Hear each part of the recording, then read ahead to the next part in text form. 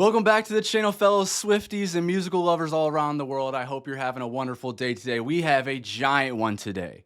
Are you ready for it, Juke? Ready for it? Are you ready for it? That is the most heard and read comment I've gotten since I started this Taylor Swift deep dive with. If you are new here, if this is your first time on the channel, I have to give a shout out to my friend Dorothy in the comments, an absolutely valuable and wonderful member here that has reminded us in the comments recently that I started this journey a couple years ago in 2024 because the Grammys were coming up and Taylor Swift's album, The Tortured Poets Department, was up for Album of the Year. And because integrity matters to me, because you cannot judge an award ceremony without listening to every artist's album before, it meant something to me. So I started this Taylor Swift journey before I was ready for it. I knew that I needed some time. I knew that there was a lot of albums.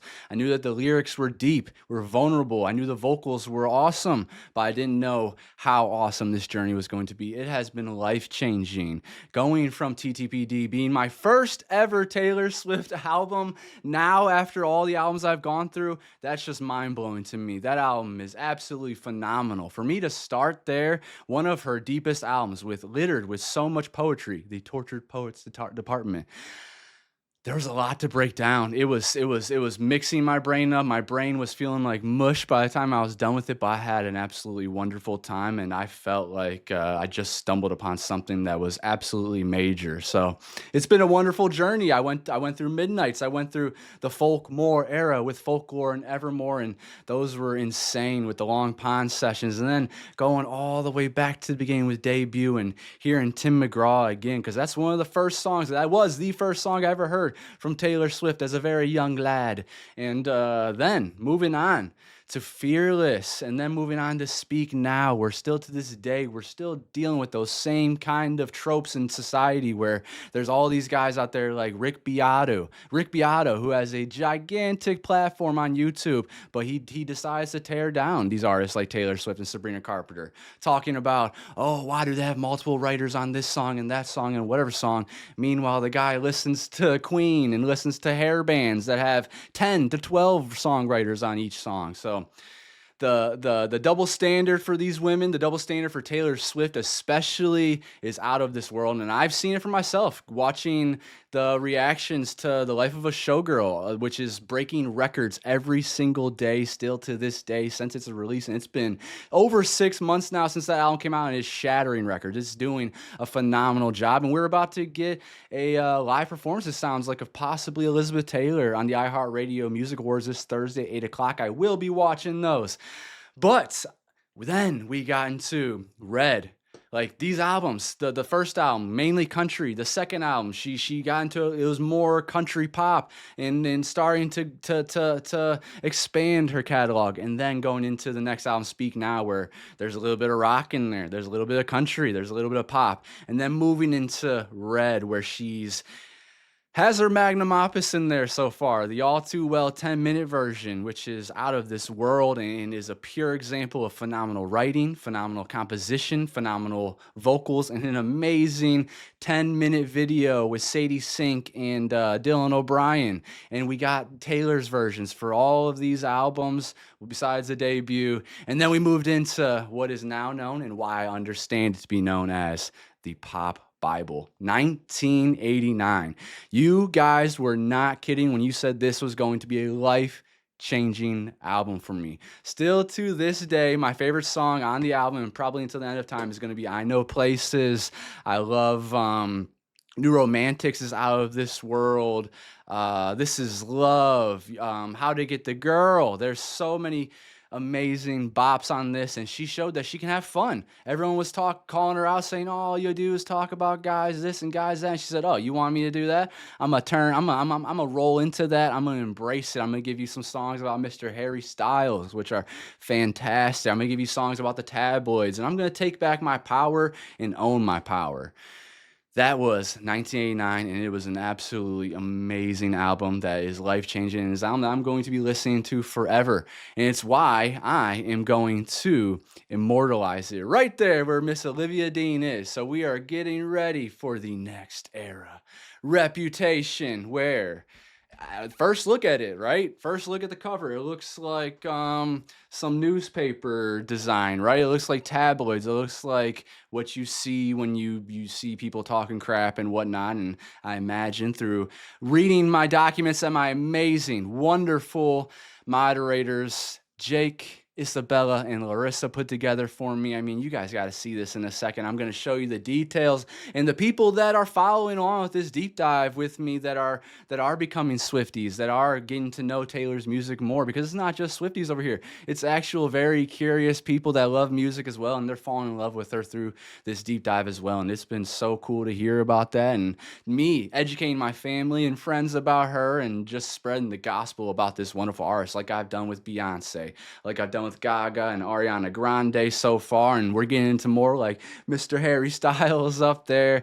We're going through some incredible times. So to answer your question, and it looks to be the first track on the album, am I ready for it? Probably not, but we're going to try our best to break down these lyrics. We're going to feel it like we always do, and I'm going to rely on you guys for some help too in the comments. So please stay with me, help me follow along with this, and let's do a great job with Taylor Allison Swift. As you know, I have become a massive Swiftie at this point. So this one behind is trying to poke through, but not quite yet, Miss Lover. Let me put you over here.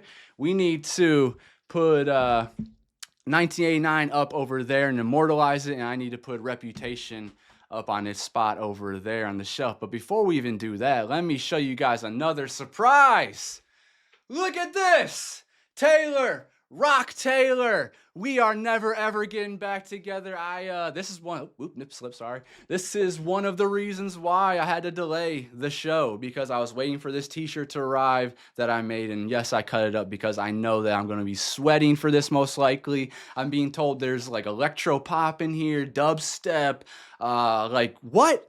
I cannot wait. We have the prologue to get into. I have some details I want to share with you guys, and even before that, I've got some fun giveaway stuff for you guys. The first one that we're going to start with right here is the Reputation CD. So let me put these up on their respective spots, and yeah, cannot wait to get into this. So let me give 1989, mwah, you deserve a kiss because you are so good. And let's put Reputation up on the shelf over here. This is always, I try to keep this shelf as the current albums that we're listening to. And then as you see, Sweetener's been immortalized, B-Day's been immortalized, and B-Day's not even my favorite Beyonce album. It might be Renaissance right down there, or Cowboy Carter, but you know, I love the picture of her. It looks great. So Olivia Dean, no disrespect to you. I love you. I love that album so much. Even not gotten a chance to listen to The Art of Loving by Olivia Dean. Check that out as well. Great production, great vocals, great lyricism, and love's fantastic. And there's many different layers to love that she explores in that. We're going to find some area over there for it. But for now, let's do this. The Reputation era by Taylor Swift. I want to show you guys what my wonderful mods, Larissa, Isabella, and Jake did for us. They gave us, look at this. It looks like the CIA cut this up for me.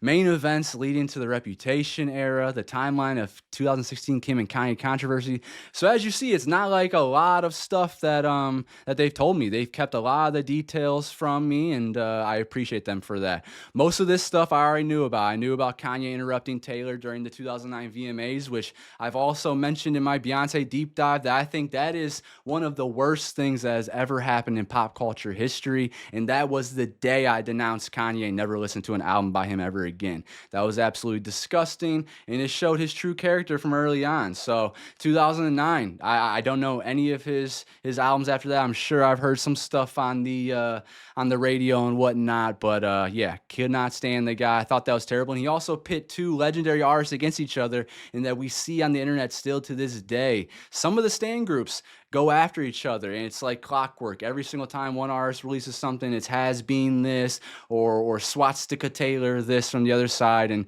it's bad actors. That is not a representation of either stan groups, of either fan groups, and it's bad actors. It's people that are looking for some attention. It's hurt people trying to hurt people. But in my opinion, that catalyst that Kanye started right there, that was the catalyst of Kanye doing that. It pit these groups against each other, and I feel like Taylor would have more fans now, even though she has a massive amount of fans, and I feel like Beyonce would have more fans now, even though she has a massive amount of fans. And it is what it is. You know, we can't turn back the clocks and do it now. It's more so a representation of the culture, and it's a reason why I'm always up here talking about respect women and calling out male toxicity and women's toxicity towards women. Like, that's a real thing too. There are some loser women out there that have to be called out too.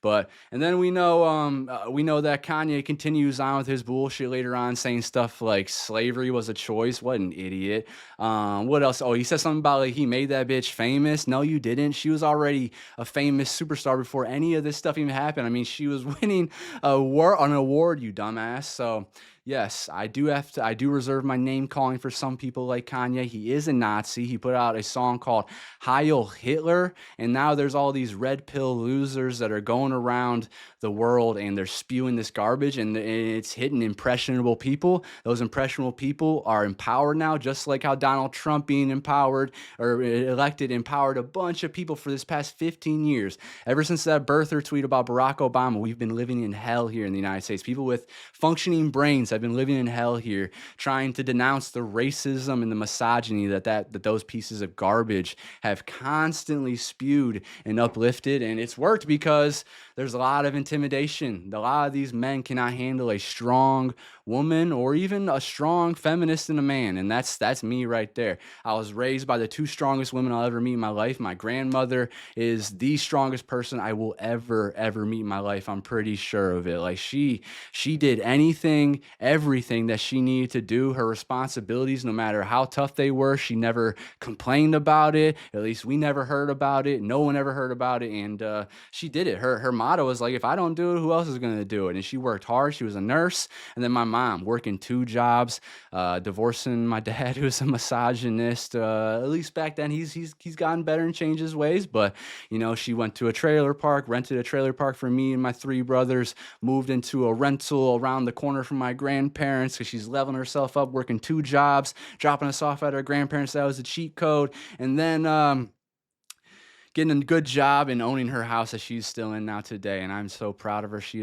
is my hero. She is an amazing, wonderful, dynamic person that has taught me such amazing morals and principles, and her, my grandma, and my grandfather are to credit for that. So that's the reason why I'm always saying respect women and why I mean it so much, and why I have to be better myself. So 2009, we know about Kanye interrupting Taylor when she won the VMA and all that happened. 2010, Taylor releases and performs Innocent at the VMAs with lyrics implying forgiveness toward Kanye moving on. 2013, Kanye retracts his apology to Taylor in an interview saying, I don't have one regret, and that his previous apologies was influenced by peer pressure. That right there just shows how terrible his character was in 2013, to not have a regret about that, and then to most likely monetize off it, because people monetize off of controversy. In 2015, on separate occasions, both acknowledge that they are on good terms. Kanye later calls and requests that Taylor present him with the VMA's Video Vanguard Award, which she agrees to. During it, she jokingly references the VMA interruption, saying, so I guess I have to say to all the other winners tonight, I'm really happy for you, and I'm going to let you finish, but Kanye West has had one of the greatest careers of all time. And I kind of remember that clip, and I think we're going to watch that throughout this deep dive after the album. I kind of remember that, and that sucks that she had to do that, but she also wasn't lying either. Kanye did have a phenomenal career from like 2005 until that moment in 2009. And some people that have no integrity and people that can separate the art from the artist, which in his terms, I cannot do that at all. They think that he's had a great career and whatever. But yes, I even debated about maybe playing a couple songs from like his 2005 smash hit, like Through the Wire, All the Small Things, or representing something that sounded like the pure guy back in the day with Family Business, talking about growing up with multiple people in the house, taking baths with your cousin. There's a family member that's in jail for something they shouldn't be in jail for, and just a lightness to them. And then talking about in the ninth grade, I gave like a little report on Diamonds from Sierra Leone by Kanye West and Jesus Walks. Two songs right there where it's like, okay, this guy's a sentient thinker. He understands the butterfly effect and how things work. He's talking about the blood diamond slave trade in Sierra Leone in Africa. Someone that we know, Elon Musk, his father, coming from apartheid South Africa, and his emerald mine, and how those people have manipulated the life that we're in now and whatnot. So there's these cogs in this giant machine that we're all a part of, which is life, which is society and politics and everything like that, and it all matters. And it's why I'm constantly up here trying to inform you guys.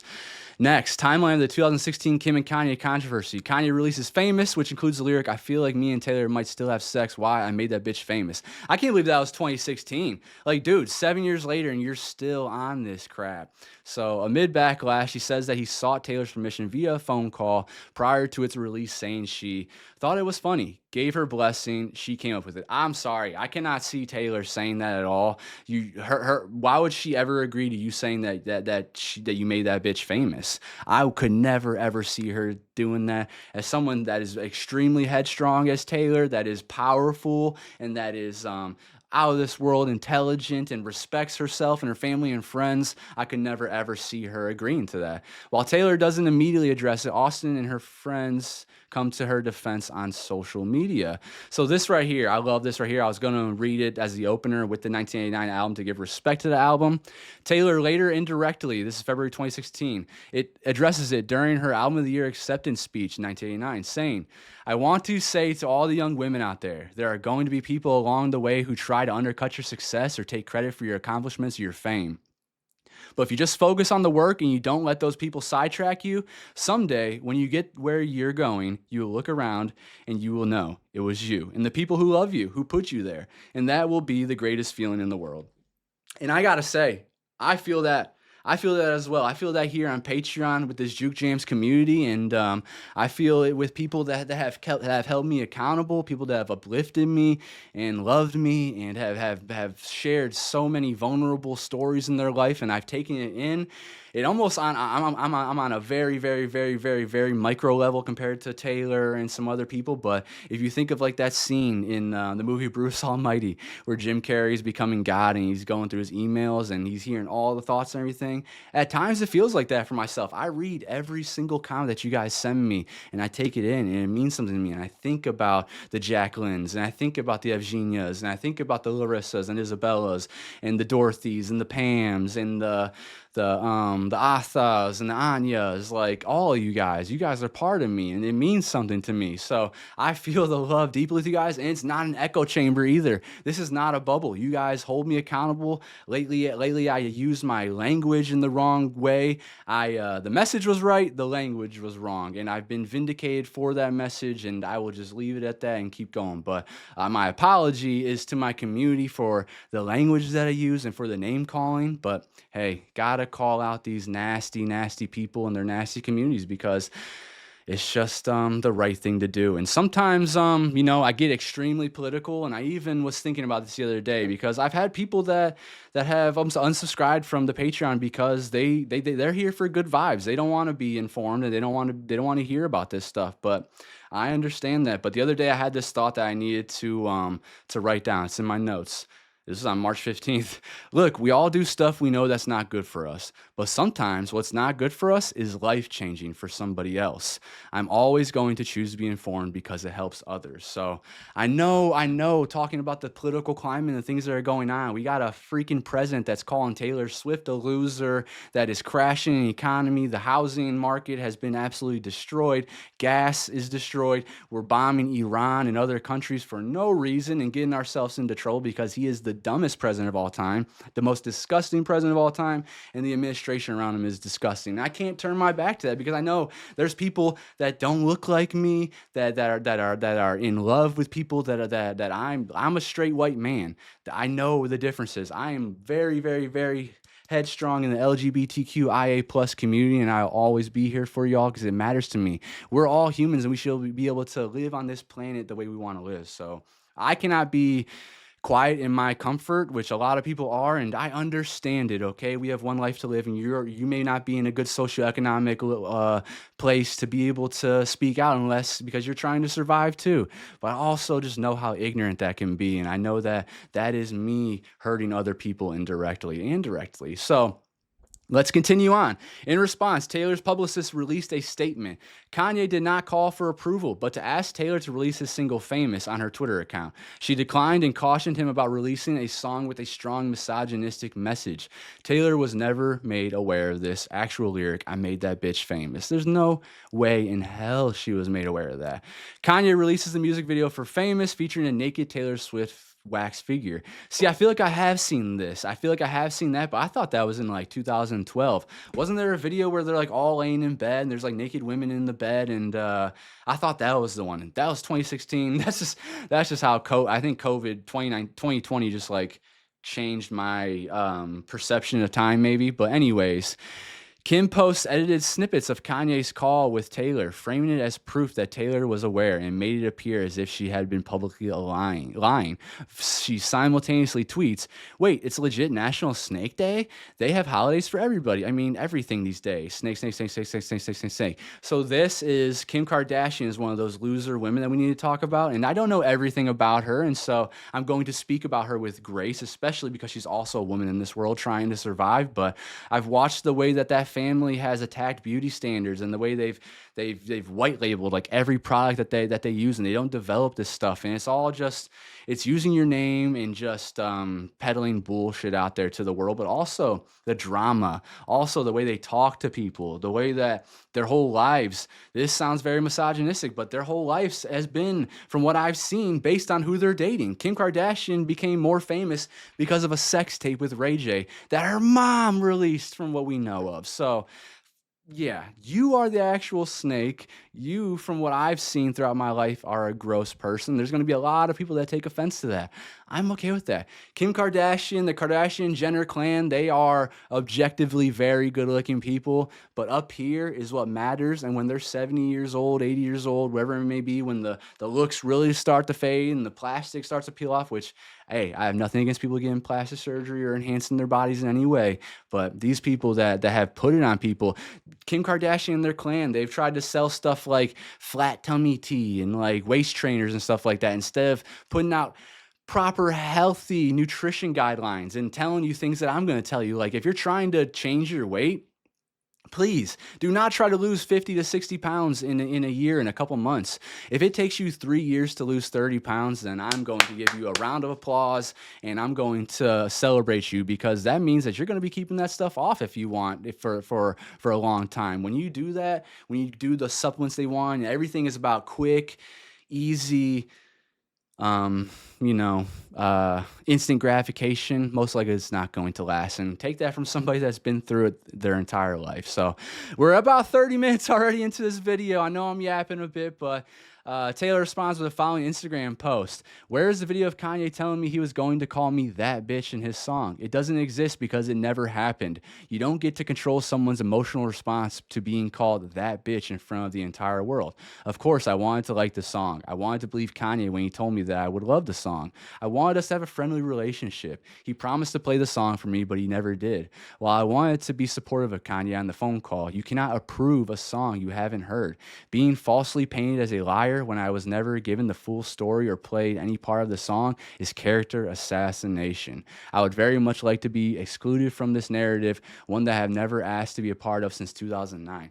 After we watched through our deep dive, after that 2009 moment, we saw the interviewer ask, like, so have you been like a fan of Kanye? And she's so deflated and is like, well, yeah, I mean, he's Kanye West, which is like everybody at that time was thinking the same thing, because Kanye wasn't a piece of garbage. And all these Kanye fans, they all like to go back to talking about, Well, he changed once his mother Donda died, and it's like, yes, there's proof of that, but that is no excuse. His mother, most likely, if she's seen the stuff that he's been talking about, slavery is a choice, being a Nazi, uplifting Donald Trump and his extremely objective fascist regime, I feel like she would not be very proud to be that person's mother. Because from what I have seen, she seemed to be a very kind, empathetic, wonderful person. He would not be in this industry if it wasn't for Donda West. Donda West gave him his first opportunity by connecting him to Common. A lot of you know who Common is. He had a different name back then. I forget what it was then, but she's the one that connected him to Common. Common helped him get connected to Jay-Z, and the rest is history by being one of the greatest producers of all time. I can't take that away from him, but cannot ever listen to the music ever again because he's garbage. And if you let a little bit of light in, if you appropriate that that's okay for people to listen to that crap and to support someone like that, then that leaves just an open door for the rest of the bullshit to come in too, which the Red Pill Society took over. They made merchandise with the Heil Hitler crap, went out to clubs playing the songs, and it's been a whole thing.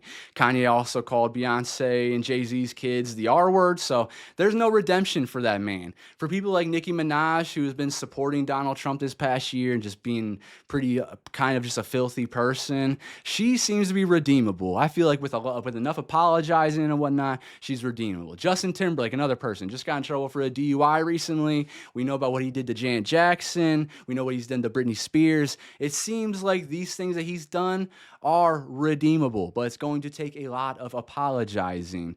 Elvis Presley, obviously gone, but this guy was taking a 14-year-old to the movie theater while he was a 24-year-old over stationed in Germany in the military, and that's what everyone's excuse is then. No. Never going to be an excuse for me, and since I've known that, can't listen to Elvis either. If it's on, obviously, at the supermarket or whatever, what am I supposed to do? But that dude was clearly a hound dog and not a good person. That's going to piss off a lot of people as well because he did a lot of great stuff too. But it doesn't matter. There's zero tolerance for homophobia, for racism, for misogyny, for any of the other toxic isms out there. And that's because I have integrity. So Taylor's social media accounts were flooded with snake emojis. It became so extensive that Instagram introduced comment limiting. Taylor Swift is over party trending #1 on Twitter. She was globally canceled and Kim was celebrated for exposing Taylor. The media extensively portrayed her as playing the victim, adding to the backlash. So, from my remembrance, from my memory as well, this would have been obviously during Taylor's giant rise to superstar fame, and that's what happens. Think of LeBron James and some other people. The moment you get to that superstardom, that is when there's this whole other half of the fans and haters and whatever that come for you, and they try to tear you down. I used to call it like the Phil Collins effect. He was on top of everything in the 80s. Lionel Richie is another one. Obviously, Britney Spears, they did it so much to her. Michael Jackson, Beyonce, Taylor. They happened. Ariana Grande, they talk about her weight all the time. They talk about her hair color and stupid stuff like that. It's like it's always going to happen, and I'm always going to be aware of it. The aftermath. Taylor went into hiding and wasn't seen publicly for over a year. She later revealed that it felt like a career death. She usually released albums every 2 years, but for the first time in her career, deviated from that cycle with a 3-year gap between 1989 and Reputation. In 2020, the full phone call leaks vindicating Taylor. On August 18th, baby, August 18, 2017, Taylor blacked out all her social media and her website, deleting all her posts and unfollowing everyone. Over the next 3 days, she posts 3 cryptic clips on Instagram revealing a snake. Once all 3 posts were up, the album and the lead single, Look What You Made Me Do, were announced simultaneously on August 23rd, 2017. Look What You Made Me Do. That sounds like an insane song. Other events leading up to the Reputation era. Streaming disputes. Taylor removed her music from Spotify in 2014 and later wrote an Apple letter to Apple Music in 2015 over artist royalties and fair compensation, which I do remember that. I remember when that happened. I remember people freaking out about her, and I remember Jay-Z and Beyonce making Tidal at the same time too, because it's true. Spotify and Apple have screwed over artists. Artists used to make a lot of money selling CDs and vinyls and everything. So that's why I am always supporting them by doing that, because that money goes more more directly to them. They also make a lot of money on touring, which Taylor was able to do with her Eras tour and buy back her catalog, which I think is phenomenal. So shout out to her. And then a DJ assault lawsuit. She won a symbolic $1 in her sexual assault lawsuit against a former radio DJ, which I'm probably a radio DJ. I don't know who that would be. I'm gonna have to look into that. But winning only $1 against that, and obviously me not being aware of it. I remember kind of hearing about this at a time, but again, smack back in the face to women. And again, the proof of women's experience in this world, of you guys just having a completely different perception of reality than men do. And it's not fair. And it's why I'll always be here standing up for you to my best ability.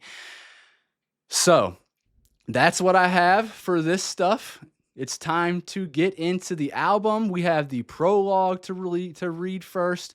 So let's get right into that. Okay, yes, we have the Genius lyrics up as well, so we'll be able to get our context when we need it. It looks like the first track is called Ready For It, so I'll have it over here ready. I do not want to see any annotations or context. Let me close this down, and let's switch over here to Spotify. We have 15 songs. It's about an hour long.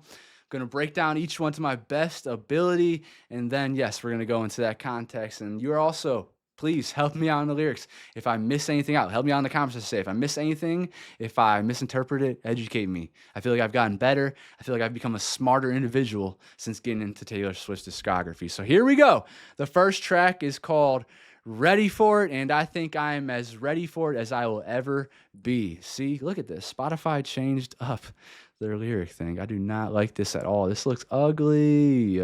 Okay, track number 1, Ready For It. Here we go, y'all. Thank you for supporting, and let's go.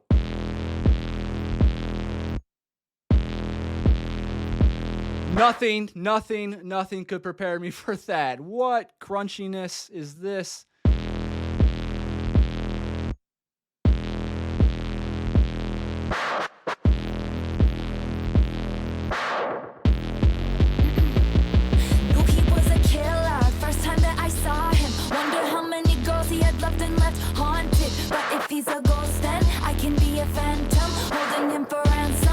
Okay. I knew it was going to be different, but I was not expecting Rap Taylor on the first song. Already, the Spotify lyrics is going to be very annoying, but knew he was a killer first time that I saw him. Wonder how many girls he had left and left haunted. But if he's a ghost, then I could be a phantom holding him for ransom. So kind of already a little bit of danger to start off. We got T-Swizzle.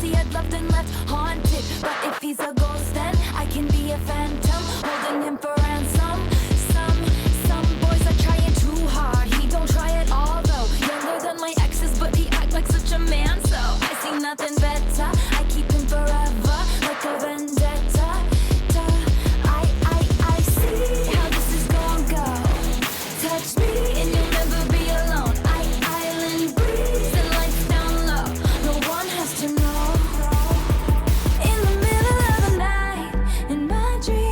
Ooh, singing. Okay, we're already getting many different layers to her artistry already. Rap Taylor is back. We got T-Swizzle. I feel like the last time we saw that was with T-Pain on Saturday Night Live in the beginning of the discography. Is this where I saw someone, I think it was Myopic, was talking about ta-ta-ta-ta-ta, Vendetta? Is that going to get crazy here? So yeah, we're talking about these guys that some boys are trying too hard. He don't try at all, though. There's a lot of guys out there like that put in absolutely no effort, that are just waiting for everybody to, you know, be their maid, be their person that is just like their slave to them, honestly. And that's how a lot of men just think of women, as just like sexual objects, and that's it. And they don't have to do anything other than that. Wonder how many girls he had loved and left haunted. But if he's a ghost, then I can be a phantom holding him for ransom. Oh, she's not playing. Boys are trying too hard. He don't try at all though. Younger than my exes, but he act like such a man. So I see nothing better. I keep him forever like a vendetta. I see how this is gonna go. Touch me and you'll never be alone. Island breeze and lights down low. No one has to know. In the middle of the night, in my dreams. I like how that cleared out. There's like a cascading of synths and bass. Baby,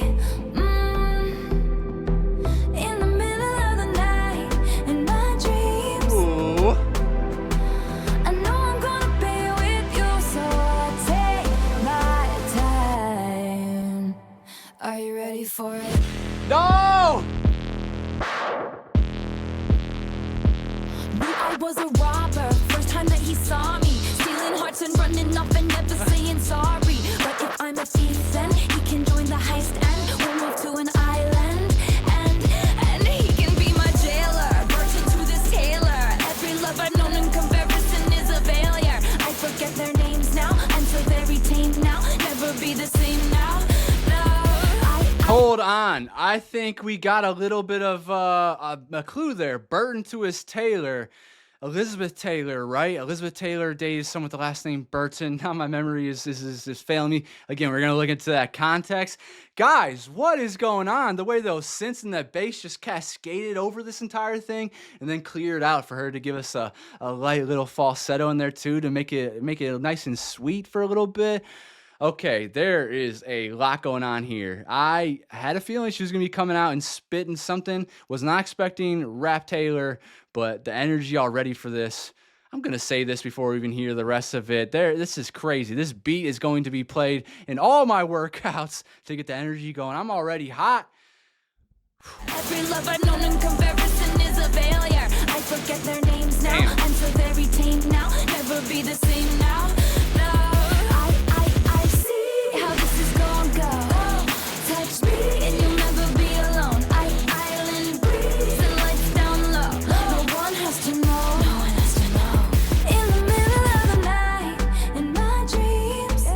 Beautiful.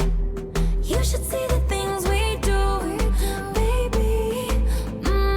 So correct me, that sounds like she's being a little sensual there. She's talking about dreaming of us in the middle of the night and maybe something that she can't talk about here, but In the middle of the night, in my dreams, a little kissing and hugging maybe. I know I'm gonna be with you, so I take my time. Ready, I'm ready. Are you ready for it? Are you ready for it? Baby, let the games begin. Whoa! Let the games begin. Let the games begin. Baby, let the games begin. Let the games begin. Let the games begin. It actually feels like we're about to get into a boxing match or something. That is crazy. This is like one of the hypest songs I've ever heard in my life. The beat is out of this world. Who in their right mind was on production on this one? Max Martin and Shellback. That's right. They did like this entire album. That's one detail that I have not seen yet, and that's on me.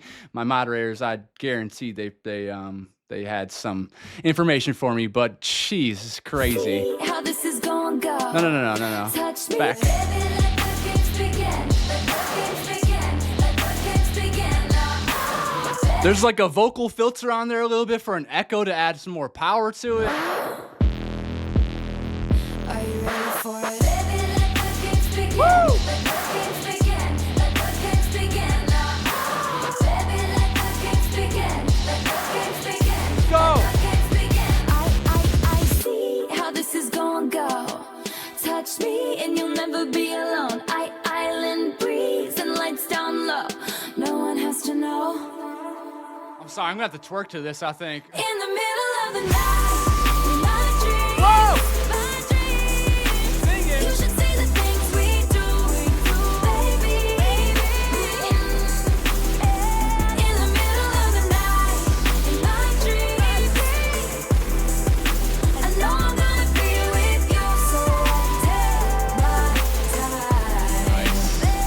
In the middle of the night, let the games begin. Let the games begin. Let the games begin. Are you ready for it? Baby, let the games begin. Let the games begin. Let the games begin. Are you ready for it? So I have quite a feeling that is going to be added to the Juke Jams after a couple more listens, and once I really get some of the lyrics down, it seems very self-explanatory.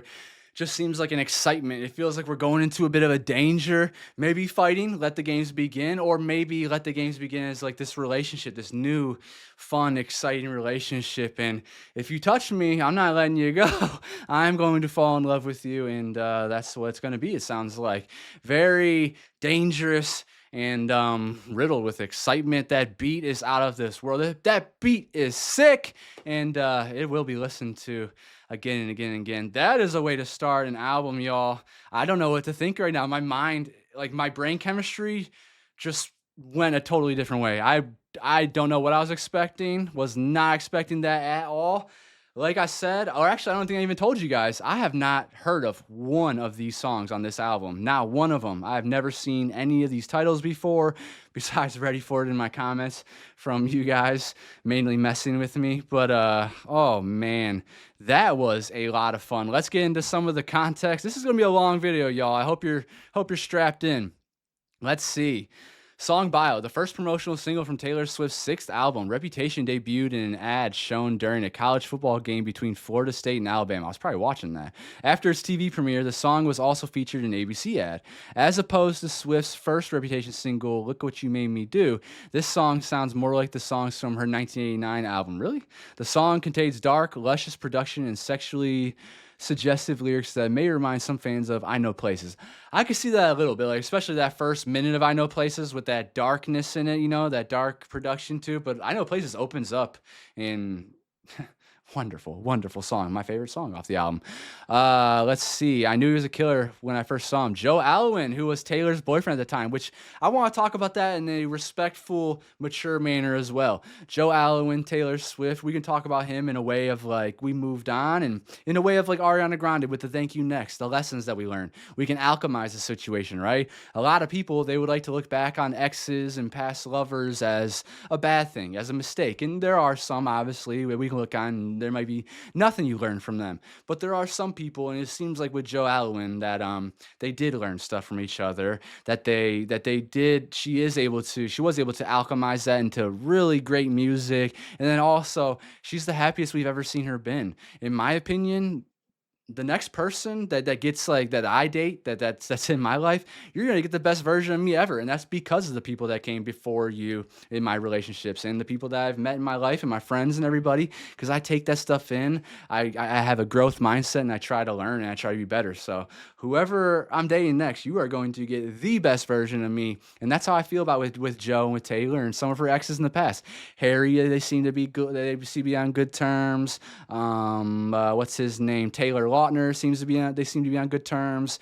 Joe Jonas, right? So, or yeah, Jonas Brothers and her are all cool. So yeah, it's nice to see the maturation of people and see that it's not all about just shitting on them and whatnot. And it's also okay to do that too sometimes. But I think she does it in such a tasteful way. And also with like Folklore and Evermore, those were not autobiographical songs. She switched up names and made characters and everything. And I think that is extremely tasteful to do. She didn't have to do that. She could have also just made a song called like Alwyn. It's like Style or something, you know? Anyways, boyfriend at this time, song was written and is rumored to have inspired it, debuted his acting career by starring in the 2016 war drama Billy Lynn's Long Halftime Walk. Never seen it. As a soldier in the Iraq War. Throughout Taylor's career, she has often written about lovers' first meetings, whether it is a romanticized manner in songs like Love Story and Timeless, or in an angrier manner when looking back at past relationships after they've already gone wrong in songs like Forever and Always and I Knew You Were Trouble. She's even written a song about falling in love with someone after just meeting them once. So yeah, we get a little bit in there. This is what I want more. Wondered how many girls he had loved and left haunted, but he's a ghost. But if he's a ghost, then I could be a phantom holding them for ransom. So wonder how many girls he had loved and left haunted. So maybe thinking about like ghosted after he had sex with them, or built some kind of relationship and then just kind of dipped. That's a very common thing. I hate ghosting. I hate the what's Dua Lipa call it, the French exit. I hate that. I think it makes it worse for people. I think it gives them trauma. Now they have to think about all the things they did wrong instead of you just being real with them and being like mature and telling them that you're not into them, blah, blah, blah. Rose, okay. So, and yeah, I think of that way. And then, but if he's a ghost, then I could be a phantom. So she can be like the Phantom of the Opera, maybe like playing with manipulating and stuff like that too, I guess. Rolls-Royce has 2 miles of cars, respectively called Ghost, yes, which is more luxurious and expensive, and Phantom, which is also luxurious, but not as expensive. Swift also mentions specific car brands when making metaphors about her relationship with Joe Alwyn in the song King of My Heart. Because all the boys in their expensive cars with their Range Rovers and their Jaguars never took me quite where you do. Taylor seems to be referencing her 2010 song Haunted, in which she sings about her frustration over a failed relationship that she can't forget. So now remember, we did read the prologue, and the prologue said there's going to be breakdowns like this about her relationship and stuff like that. Is this confirmed there's 7 contributors, but Taylor seems to be referencing, yes, in 2010, but I can be a phantom implies a role reversal. This time, memories of her will haunt her current boyfriend if they break up. She sang about a similar reversal on her 2014 song, Wildest Dreams. Yes, someday when you leave me, I bet these memories follow you around. Yes, Taylor's ex, Harry Styles, released a song called Two Ghosts in May of 2017. Many listeners believe these lines refer to him not being able to get over his relationship with her, which ended in 2013. And I have to say, again, not trying to be messy at all, this is my mature way of looking at it. I think it's the song The One off of that's off of Folklore, isn't it? Isn't the one off Folklore? And she even says, like, I'm sorry to bring this up for another time, but you and your chosen family. That makes me think she's talking about the song Matilda by Harry Styles, which is one of my favorites. And yeah, when I listen to that song now, I do feel like it could be about Harry Styles, but it doesn't really matter. Okay, if this song is in fact about Taylor's boyfriend at the time it was written, Joe Alwyn, these lines may refer to how little was known about him when the ex-couple first met. Since Alwyn has always been known to keep his private life private and doesn't usually share stuff he doesn't need to win with the media. So some boys are trying too hard. He don't try at all, though. Younger than my exes, but he acted like such a man. So I see nothing better. I keep him forever like a vendetta. When this song dropped, Taylor's most recent exes were DJ Calvin Harris and actor Tom Hiddleston. Now, I know Calvin Harris as being like a man-child himself, so that makes sense. I don't really know anything about Tom Hiddleston besides his acting career, who were 32 and 35 when they dated her. One of her youngest exes is Harry Styles, who was 18 when she dated him. As of this song's release, Taylor is dating British actor Joe Alwyn, who is 26, slightly over a year younger than Swift. Both of their birth years are displayed at the start of the music video for Ready For It. 89 and 91. A vendetta is a grudge or desire for revenge, which Taylor Swift is known to hold many. In this line, Swift compares keeping Joe Alwyn forever by her side to holding a grudge on an enemy. Okay, so in this one right here, I kind of went there with, like, adult dreams. The rest of the song follows a fast tempo, while in the chorus it calms down and Swift takes more time to say what she wants to say. It's also the only part of the song in which she mentions a dream. All of this could be trying to say that when she's awake, her anxiety might make her want to rush things with her partner, as she's not sure when this relationship is going to end. In the chorus, however, she dreams that they're going to be together for a long time, so she doesn't feel the need to rush and can take her time. Swift expressed a similar feeling of anxiety throughout the song Delicate, especially in the bridge. Sometimes I wonder, when you sleep, are you ever dreaming of me? Sometimes when I look into your eyes, I pretend you're all mine all the damn time. She may also be suggesting her ideal lover is someone she's only met in her dreams, an idea she's hinted at in her music as far as 2008's Untouchable. In the middle of the night, we can form this dream. I want to feel you by my side, staying next to me. Intertwining sex and dreams is something Taylor also experimented with her track Wildest Dreams. Say you'll see me again, even if it's just in your wildest dreams. I said no one has to know what we do. His hands are in my hair. His clothes are in my room. Woo, baby, that is freaking hot. Moreover, Swift's certainty that she's going to be able to make it with her parents is something she later says she's been playing as seen in her 2022 track, Mastermind. What if I told you none of it was accidental, and the first night that you saw me, I knew I wanted your body. I laid the groundwork, and then just like clockwork, the dominoes cascaded in a line. What if I told you I'm a mastermind, and now you're mine? It was all my design, because I'm a mastermind. Yes, Taylor, you are a mastermind. People call you the Zodiac Killer, because your genius is just always on display for us. You're incredible. Guys, that was track number 1. We're only 1 hour. We're 1 hour into this already. So, like I said, get ready. This is going to be a big one. I'm already super excited about this. The depth of this is going to be crazy. My brain's already melting. Next track, Endgame, featuring Ed Sheeran, who is definitely we're going to do a deep dive of Ed Sheeran. He had a valiant effort in my poll for the next deep dive for the men. One Direction won that, so be on the lookout for round 2, where I'm going to do the order of them. And then, yes, Ed Sheeran put up his dukes and had a good fight in there as well. So we're definitely doing Ed Sheeran deep dive. I definitely want to do a Hozier deep dive. I want to at least check out some albums by Bon Iver. And there's so many more in that poll and in your guys' comments that I want to check out as well. Shawn Mendes is another one. So with that out of the way, let's check this out. Endgame featuring Ed Sheeran and Future, who I've heard some things about. I've heard a little bit of his music, but I'm not that into the toxicity and stuff. Endgame. Let's go. I wanna be your first string. I wanna be your A-team. I wanna be your endgame, endgame. Big reputation, big reputation. I was literally just about to say, "Oh, this song's a little softer. This is a nice little, cute little synths in here," and then boom. I wanna be your first string. I wanna be your A-team. I wanna be your endgame. First string. That's usually the first person in the orchestra, like first chair, like first chair in band, I think maybe. I wanna be your A-team. I wanna be your I hear Future. Endgame. Big reputation, big reputation. God. Oh, you and me, we got big reputations. And Whoa. you heard about me. Oh, I got some big. This is so different. Big reputation, big reputation. Oh, you and me would be a big conversation. And I heard about you. Oh, How is Ed Sheeran gonna fit in this? You so dope, don't overdose. I'm so stoked. I need a toast. We do the most. I'm in the ghost like I'm whipping the boat. I got a reputation, girl, that don't precede me. I'm a call away whenever you need me. He has an absolutely horrible reputation. Shout out to Russell Wilson for taking care of Future's child. I'm so stoked. I need a toast. We do the most. Fantastic I'm in the father. ghost like I'm whipping the boat. I got a reputation, girl, that don't precede me. I'm a call away whenever you need me. Yeah, I'm on the G side. That's all he cares Come about. to the A side. I got a bad boy persona, that's what they like. You love it, I love it too, cause you my type.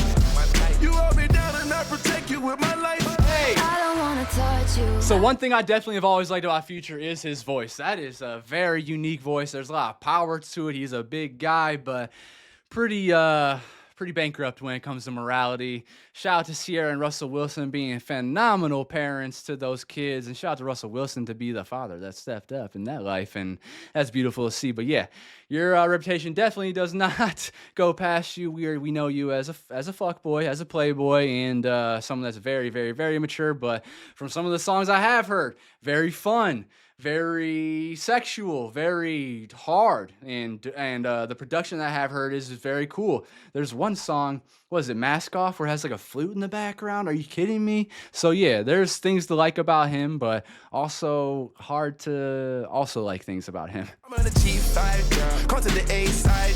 I got a bad boy persona, that's what they like. You love it, I love it too, cause you my type. You hold me down and I protect you with my Those life. drums. I don't wanna touch you. I don't wanna be just another ex-love. You don't wanna see. So we got trap beat. I don't wanna miss you I don't wanna miss you. like the other girls do. I don't wanna hurt you. I just wanna be drinking on the beach with you all over me. Fantastic. I know what they all say. But I ain't tryna play. I wanna be your endgame. I wanna be your first string. I wanna be your A-team. I wanna be your endgame. Knew it when I was young. We connected when we were a little bit older. Both sprung. I got issues and chips on both of my shoulders. Reputation precedes me. In rumors I'm knee deep. The truth is it's easier to ignore it. Believe me. Even when we'd argue, we'd not do it for long. And you understand the good and bad end up in the song. For all your beautiful traits and the way you do it with these. For all my flaws, paranoia and insecurities. I've made mistakes and made some choices that's hard to deny. After the storm, something was born on the 4th of July. Our past days were the fun. This end game is the one with 4 words on the tip of my tongue. I'll never say. I don't wanna touch you. I don't wanna be. Beautiful. I was wondering how Ed Sheeran with his light voice was going to come in on this with Future and Taylor, but all three of them, their voices are complement each other. There's a beautiful amount of texture. As you guys know, I'm a texture person. When I eat, when I listen, like this has a lot to it. Those drums beating around back there. That again, a cascading production with those. It's very airy. And then Taylor with her singing and with her rapping, Future's voice. This though is phenomenal. Ed Sheeran. Both sprung, I got issues and chips on both of my shoulders. Reputations precede me and rumors I'm knee deep. The truth is, it's easier to ignore it, believe me. Even when we argue, we not do it for long. And you understand the good and bad end up in the song. That is something a lot of people, like if you're going to date Taylor Swift, she has made it known. Nothing's off the table. She writes about her real life and she writes about what's going on. So if you're going to be a dirty, dirty dog, you're going to be written about. If you're inspiring her, you're going to be written about. She writes about it all. So just know that, getting into that. So Travis Kelce, Hey man, you already got a song called Wood. Congratulations to you. But yeah, just know like you are probably going to make it into another song of inspiration if she keeps loving on you. And then maybe she's gonna be talking about her marriage and some of the times that she's going through her marriage, so that we can hear that and we can resonate with it, because so much of what she goes through, all of us go through as well. She is a relatable, down to earth badass who does not have to be at all. There's no reason for her to be humble, but she is, and she's wonderful. So, wow, this is already crazy. I also heard about Travis and Taylor's wedding, which I wish we didn't know about this stuff, but hey, people are really good at their jobs in the media, right? I heard that they're going to be going to like Asia, the Caribbean, and I think Europe. So they're gonna be going through like 3 travel destinations for their wedding. Shout out to them. Very happy for that, and I'm sure that's going to be magical. So The truth is, it's easier to ignore it, believe me. Even when we'd argue, we'd not do it for long. And you understand the good and bad end up in the song. For all your beautiful traits and the way you do it with these. For all my flaws, paranoia and insecurities. I've made mistakes and made some choices that's hard to deny. After the storm, something was born on the 4th of July. Our past days were the fun. I love his voice. Game is the one with 4 words on the tip of my tongue. I'll never say. I don't wanna touch you, I don't wanna be just another ex-love you don't wanna see. Wow. I don't wanna miss you, I don't wanna miss you like the other girls do. So it sounds like there's a little bit of anxiety here about her reputation, right? And all their reputations. They're worried about the obstacle, I think, of what it takes to find love when you are a public person. I'm sure all your baggage is out there, all the lies are out there, all the truth. Well, a lot of the truths are out there too, and it's going to be on that person that you're dating to, separate that stuff and have discernment while dating you, and also be respectful for your career, be respectful. Like a lot of these people couldn't handle the Joe Allowans that we do know, couldn't handle her fame, couldn't handle her career. Whereas Travis Kelce now, he embraces it, every single thing about her. And that's why we got songs like Wish List off of The Life of a Showgirl, where it is just pure bliss and wanting to make a bunch of little U's. And I'm always gonna come back to that song, 'cause it is pure happiness. I don't wanna hurt you, I just wanna be drinking on the beach with you all over me. Hopefully this isn't too loud. Say, yeah, but I ain't tryna play. I wanna be your endgame. I wanna be your first string. I wanna be your 18. I wanna be your endgame. Big reputation, big reputation. Ooh, you and me, we got That's so big good. reputations. And you heard about me. Ooh, I got some big enemies. Big reputation, big reputation. There's no way I couldn't. You and me, we be a big conversation. And I heard about you. Ooh, you like the bad ones. I hit you like bang. Oh. We tried to forget it, but we just couldn't. And I bury hatchets, but I keep maps of where I put them. Oh. Reputation precedes me. They told you I'm crazy. I swear I don't love the drama. It loves me, and I can't let you go. Your handprints in my soul. It's like your eyes are liquor. It's like your body's gold. You've been calling my bluff on all my usual tricks. So here's the truth from my red lips. I wanna be your Iconic endgame. red lips. I wanna be your first string. I wanna be your 18. This is phenomenal. I wanna be your endgame. I wanna be your endgame. I wanna be your first string. I wanna be your 18. I wanna be your endgame. So that one seemed very self-explanatory to me. It seemed like navigating all the potholes, all the hard stuff of dating someone while you have a reputation. And that's something that's hard for you to control. There's going to be the blogs and stuff. There's going to be the Kanyes and the Kims out there that are spreading lies about you. And then you have to get into defamation court and slander, and you have to fight back against them. But there's going to be that stuff out there, especially like she's saying in the prologue. It's 2017 during this time. Everything is out there for the most part about you, and it lives forever on the internet now. This is a different, like me and the people that are older than a little bit older than me, or a lot older older than me actually, because even boomers are using the internet and stuff, and yeah, so everyone experiences it now that we have social media. Like all your stuff is just out there, and it's on the internet, and you're trying to keep up with the Joneses, and you try to maybe you're posting about somebody, but then you have all the naysayers, you have all the dirty commenters and whatnot that are going to try to defame you and slander you, and you have all these people that are just, and all this stuff from your own life that's going to be in the way. She made the song Style, and she made many songs from 1989 about dismissing the way that the world looks at her, the way that the tabloids write about her being this whore, about her being this person that just sheds one person after the other and moves on, when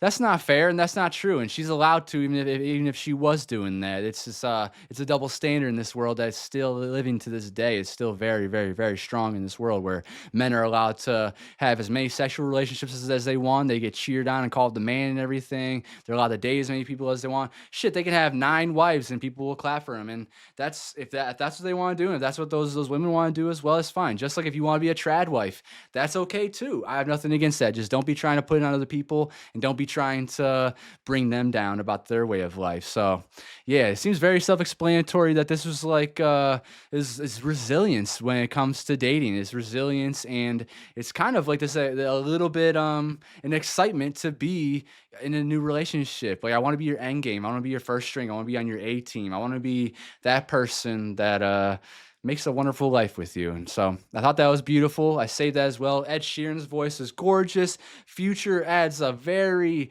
masculine, strong, I should say, deep voice as well, that gave a good texture. And also, like, 3 completely different people.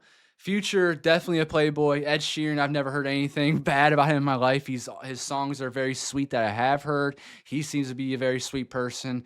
And Taylor is all of it. She is everything, it seems to be. And I'm sure those other 2 are as well, but I've not seen many sides of Future besides just talking about sex pretty much, and cheating on people, and just disregarding women completely. But Ed Sheeran and Taylor are much more similar, it seems. Taylor, yeah, just a very complete person who can rap, can sing, can dance, can write poetry and write these amazing lyrics, and can compose incredible tracks like these.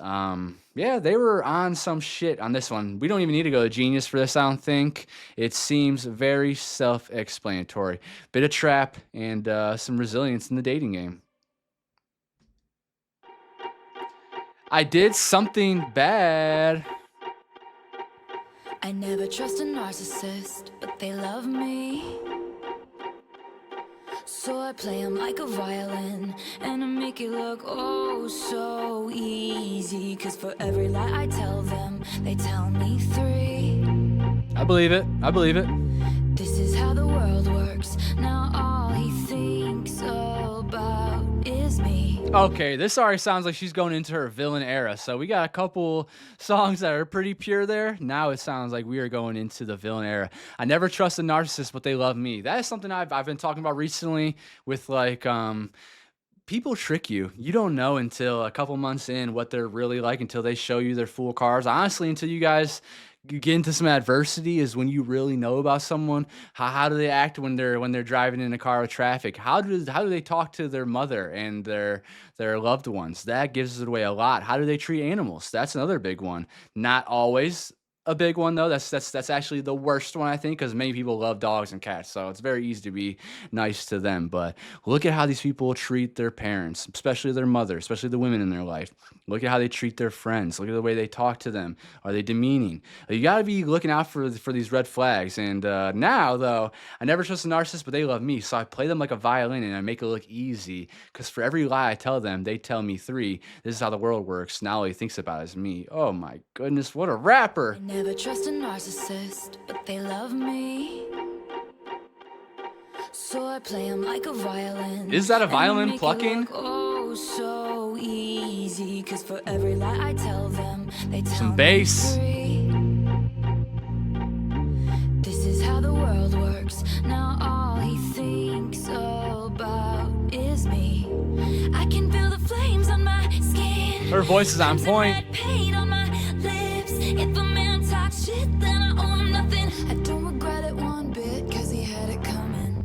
Off with his head! They say I did something bad. And why's it feel so good? They say I did something bad. Hold on, is this Skrillex or something? This sounds like dubstep. Is this all Shellback and Max Martin? Again, I'm sorry for not looking at that sooner. Oh my gosh, Spotify, I don't know how to use you anymore. You changed everything. This? There we go. Max Martin and Shellback. There we go. Okay. I don't think we need to look at that anymore. I'm pretty sure this is all of them on the album. Why's it feel so? They say I did something bad. And why's it feel so good? They say I did something bad. And why's it feel so good? Most fun I ever had. She's shooting somebody. And I do it over and over and over again if I could. Unapologetic. It just felt so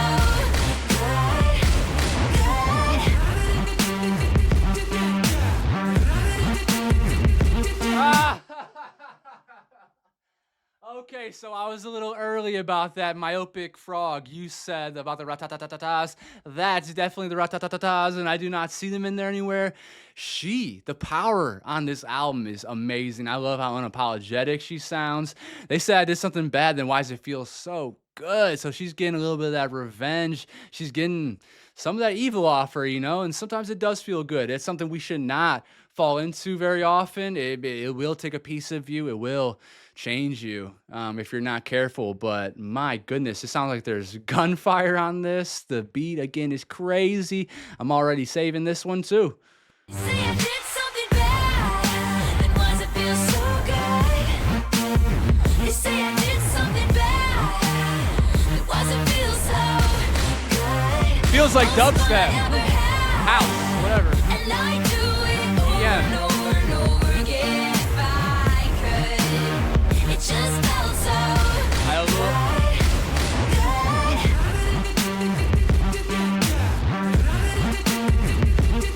Now who is that?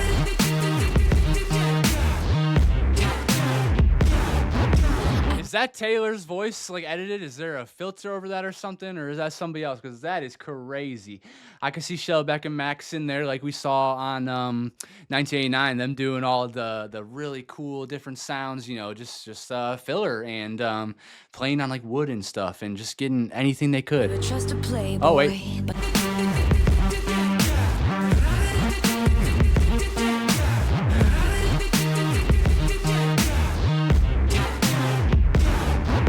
I never trust a playboy, but they love me.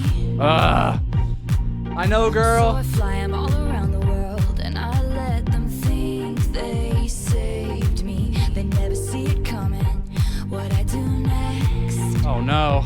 Oh no. This is how the world works. You gotta leave before you get left. I can feel the flames on my skin. He says don't throw away a good thing, but if he drops my name, then I owe him nothing. And if he spends my change, then he had it coming. Get your own money. They say I did something bad, and why's it feel so good? They say I did something bad. Why's it feel so good? Most fun I ever had, and I do it over and over and over again if I could. It just felt so good, good.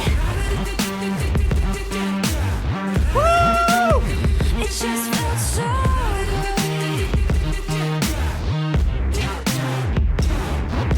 These headphones are always trying to fall off my head when I dance. That's why I've been using the AirPods lately, but I just knew it. I knew there was going to be so much bass on this. I knew that the production was going to be intricate. I just had a feeling about it, and this is just insane. Unapologetic. She just wants to be bad, it sounds like. She wants to play with that devil on her shoulder for once.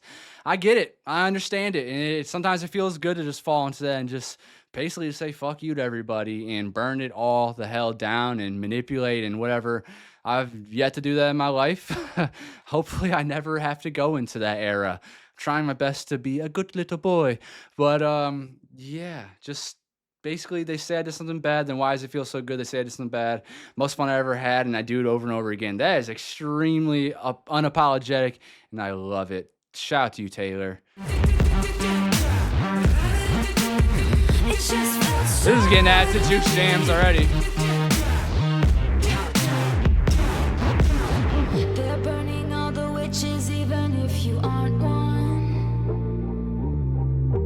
They got their pitchforks and proof, their receipts and reasons. They're burning. That sounds like they're burning all the witches, even if you aren't one. That sounds like people that will just blindly follow someone for saying something, like, "Hey, go shit on this person because I say you to, and this is my reasons why." Even if it's not based in fact, possibly, and even if it's not, this could be like what's happening now in the United States of America, where they are building concentration camps right now, y'all. They overspent $100 million on just one of them. One was supposed to go up for like $3 million. They spent $103 million on it. That's because they want so badly to throw people like me in there, which apparently I'm not their witch. Their witches are people of brown skin, people that are illegal aliens, and anyone that fights back against them. Look at right now. The freaking ICE is at the airports right now. Insane. And one thing I need to inform you guys about is that TSA is already paid for. TSA is paid for through your airline tickets. When you have a one-way trip, they are already getting $5.60 of that per ticket. So that's already going to TSA. For a round trip, they're getting $11.20. Already going to TSA. So TSA is already funded. Trump and his Nazi regime are trying to pay for their Nazis. And it's the same thing that happened as Hitler rose and all the other bad people. Is people just stood to the side and were quiet and let it all happen, and then before we knew it, they're burning books. They're gonna come after Taylor Swift. He already has Taylor and Beyonce and Gaga in his lines. He's already talked shit about them. They've already denounced him and put a line in the sand where they stand. And yeah, it's gonna happen to people like myself and others who care about others and stand up for others. And they're gonna come after us as well, and they're gonna misconstrue our words. And maybe it's not exactly what she's saying here, but I'm a very deep thinker, and that all is on the same spectrum to me, and it's somewhere on here and related, and I feel like it's gonna happen here. But yeah, they're burning all the witches, even if you aren't one. So they're coming after her because most likely in references of like Kim Kardashian, who would have been massively popular here at this time and had a massive group of followers behind them that are honestly more toxic than not. Those people care more about beauty. They care more about riches. They care more about your social clout. So if you have more followers than somebody, that means that you have more like value. That means that you have more to give, more to offer. That means you have more credibility, which is absolutely bullshit. So something you have to fight against, and it sounds like something she's fighting against here. Burning all the witches, even if you aren't one. Society's poisoned. They got their pitchforks and proof, their receipts and reasons. They're burning all the witches, even if you aren't one. So light me up, light me up, light me up. Go ahead and light me up. Light me up! Light me up, light me up. Hand clap. Light me up, light me up. They say I did something bad. Woo! Why does it feel so good? So good. They say I did something bad. Why does it feel so good? Most fun I ever had. And I do it over and over and over again if I could. Oh, I love that. Felt so good,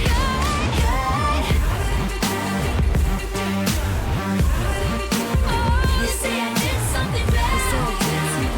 Why does it feel so good? Banger! So good. Why does it feel so good? Why does it feel so good? It just felt so good, good. Banger right there. As you see, that is already in the Juke Jams now, formerly known as Certified Bangers. Oh my goodness. Rat-ta-ta-ta-ta-ta-ta-ta-ta. Yes. Oh, they said I did something bad, then why does it feel so good? Taylor, it feels so good because you've been trying to be so good your entire life, and you finally let that other part of you come out, and you're experiencing it for the first time, I imagine. And it probably feels amazing because you're just unapologetically telling people to just fuck off because they are just messing with you all the damn time, and you can't get any peace. So I get it. I totally get it. Sometimes it's very inviting. It's very tempting to want to go into that darkness, to go into that to listen to that bad devil on your shoulder instead of the angel. Like, sometimes it just feels better. Sometimes it feels better to just talk your shit and get it off your chest, especially when if it's like a new thing, you kind of want to get ahead of it too, because people are going to slander you. They're going to throw your name in the mud, and they're going to misconstrue your words, and they're going to attack you with full force. So to come back at it, sometimes it's necessary. Other times I like to try to fight fire with like a big water hose, a fire hose, but it not always works. Look at Kanye. The dude just keeps coming over and over and over and over again at people because he is an absolute piece of garbage that should never be listened to ever again. So I want to check out, I want to see that Witches lyric and see the context behind that. So pull that up right here. Let's find it. I never trust a playboy. We know that. I can feel the flames on my skin. Let's see what that says. Witch hunts were a phenomenon that mainly took place several centuries ago between the 1500s and 1800s. Like, yeah, if a woman knew like math or science, witch, burner. Isn't that crazy? And that's not even that long ago. After being searched and finding even minor evidence of wrongdoings, women were labeled as witches and usually sentenced to death by burning. See what I'm talking about? I'm aware of all this stuff. I'm informed about all this stuff, and I've known about stuff, and it's still happening to this day. Maybe not in the same way, and even sometimes it does have. Sometimes you do hear people getting burned and hung and whatever. Similar to Taylor's 2014 Blank Space, which I meant to talk about Blank Space, not style, when talking about the tabloids and everything. That's on me. I blanked. I did something bad. Plays on the media and public's perception of her, with her singing as the character they portray her as. This line references the incoming persecution she will face no matter what she does, similar to witches getting burned. Exactly. Flames on her skin may also describe her feelings of anger and passion with how she is being portrayed. Fire is generally used to symbolize both of these emotions. Swift continues this metaphor in the bridge of the song. Swift also sang a similar lyric on her 2020 track. I don't think I look at that, right? Mad Woman. I don't remember that. I think that's probably from Lover, so I won't look at that. They're burning all the witches, even if you aren't one. So this one I needed. Oh, it looks like it's the same thing, which, yeah, okay. So potentially the fact that witch rhymes with bitch could also be a reference to the infamous Kanye famous lyric, I made that bitch famous, which stirred up a lot of his bad media that Taylor refers to throughout Reputation. They're burning all the witches also appears in graffiti in Taylor's Ready For It music video. Okay, so we have some stuff to look forward to, y'all. Let's get into the next song. I feel like I think we got enough out of that one, don't you? And if there's something you want to add to that as well, and nothing is off the table here, y'all. I want you to be able to speak freely in the comments. Just don't be pitting people against each other. That's the only thing. That's the main rule in this channel. Is just don't be pitting other artists against each other, unless they're absolutely horrible, like Kanye West.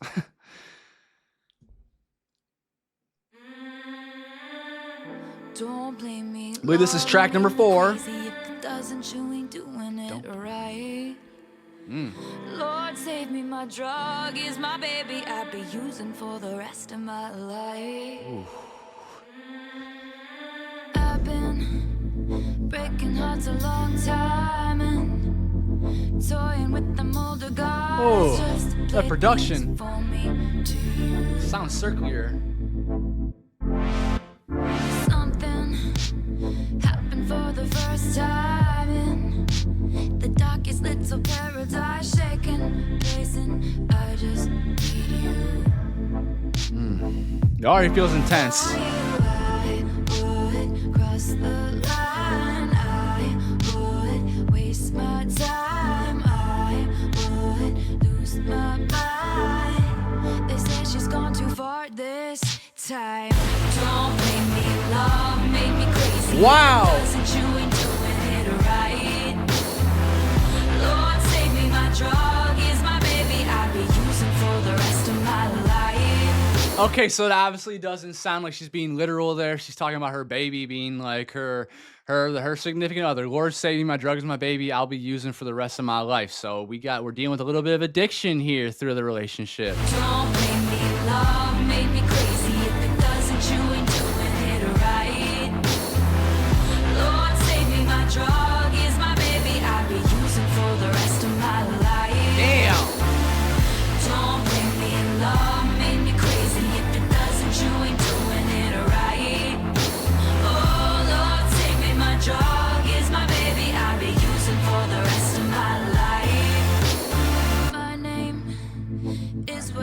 you deciding. Oh.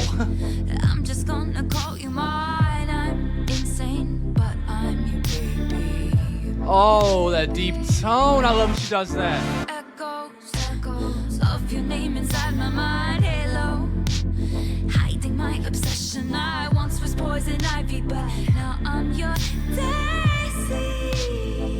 And baby, for you. There's so many lyrics I want to stop at, but my goodness, Taylor. I was once poison ivy, but now I'm your baby, or Daisy. As someone that gets very bad poison ivy rashes my entire life, to a couple of times I had to get steroids because of it. I haven't gotten it in a while, knock on wood, but now I'm your Daisy. A daisy being a beautiful thing and something that usually you pick up and whatever. Halo hiding my obsession, so her innocence is hiding what's actually deep inside her soul, I think. This production on this is crazy. The sultriness of her voice, that run that she has hit there. Another one. I feel like I'm gonna say this again. Echoes of your name inside my mind. Halo, hiding my obsession. I once was poison ivy, but now I'm your daisy. And baby, Gorgeous. for you, I would fall from grace just to touch your face. If you walk away, I'd beg you on my knees to stay. We're groveling. Made me love, made me crazy. If it doesn't, you ain't doing it right. Lord, save me, my drug is my baby. I'll be using for the rest of my life. Don't bring me in love, made me crazy. If it doesn't, you ain't doing it right. Oh, Lord, save me, my drug is my baby. I'll be using for the rest of my life.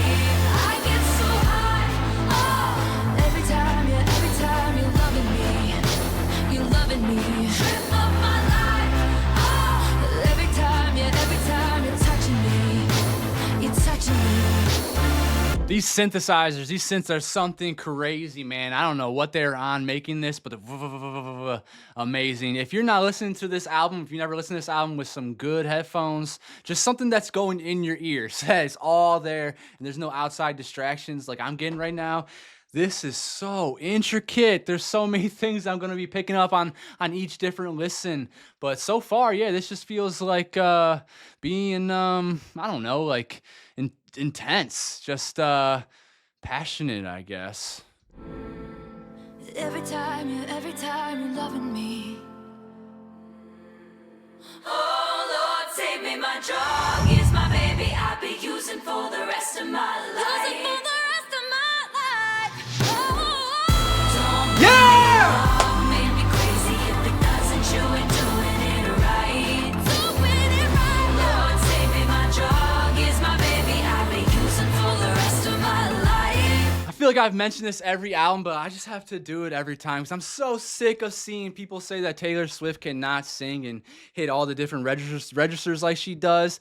Are you absolutely out of your mind, Taylor Allison Swift? Wonderful.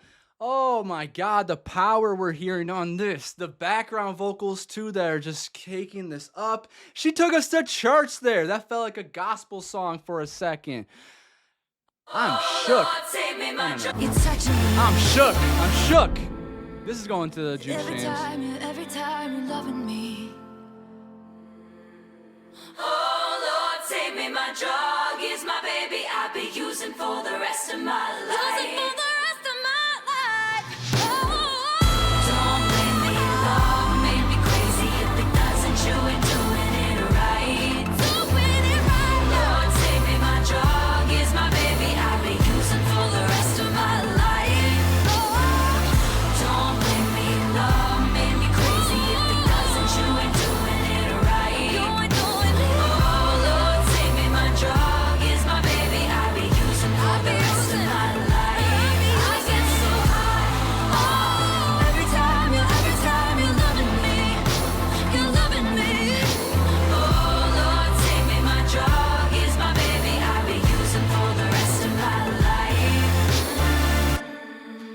Taylor, Max Martin, Shellback, y'all are just absolutely absurd for that. That was a banger. That was amazing. And I love, again, I love the way she's using metaphors for this. It's barely ever surface level.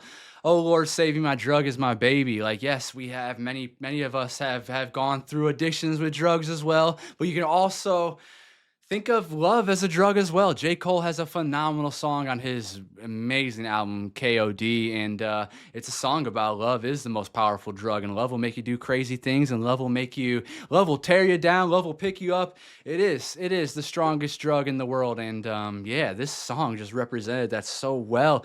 She took us to church with that beautiful a cappella vocal, and the way she was running through it, and that background too, just going up. Very, very awesome. This song is sexy. This song is, yeah, it felt like gospel. It felt intense. It felt passionate. And yeah, I don't think there's much to break down in this one either. I feel like it is just self-explanatory about, yeah, your love, sex, whatever it may be. That's part of your drug. Maybe it's your intelligence to her. I don't know. There's so many different things that we could be infatuated with somebody about. And yeah, sounds like she's definitely feeling it on this. So that was a Juke Jam. I cannot wait to bump that later and just feel it. That I should have definitely been twerking for that too, but I only bring out the twerk for very special occasions, and it's probably going to be twerk too later on. Anyways, I believe we're on track number 5 now, aren't we? Let's double check. We are on track number 5. This is Delicate with oh my gosh, that last one has 1.5 billion. This one has 1.3 billion. Your power, Taylor, is insane. Okay, Delicate is track number 5. They sing for the best. My reputation's never been worse, so you must like me for me. Off rip, we have a vocoder, so we're hiding her vocals here a little bit. That usually adds a bit of reflection on their vocal. I always think of the past when I hear this. When I hear like that echo a little bit. Sounds like, what's his name, Jordy or whatever from Power Rangers. They sing for the best. My reputation's never been worse, so you must like me for me. We can't make any promises now, can we, babe? But you can make me dream. Dive bar on the east side, where you at? Phone lights at my nightstand in the back. Come here, you can meet me in the back. Dark jeans and your Nikes, look at you. Oh damn, never seen that color blue. Just think of the fun things we could do. 'Cause I like you. Listen for the best. My reputation's never been worse, so you must like me for me. This already feels very flowy. That's something I wanted to mention too in the last few songs. Is she just gets it. Her and her production team and everybody, it's mainly her and the other two, like they just understand how to make a banger. They know how to make a song flow. And she knows how to use words to make words flow together. And sometimes they don't, but it still works. This ain't for the best. My reputation's never been worse, so you must like me for me. So it sounds like she's finding someone that actually loves her for her and not through the tabloids and not for just her being Taylor Swift or whatever. So yeah, to come here, you can meet me in the back. Dark jeans and your Nikes, look at you. Oh damn, never seen that color blue. That blue has been out throughout her, seems like her discography for a while now. We know what the last one with the blue dress. Just think of the fun things we could do because I like you. This ain't for the best. My reputation never been worse. You must like it from me. But it feels like we're building up. There's this bass that's building up. There's this synth, I think, that's opening up a little bit. So I feel like we're gonna maybe get a drop here.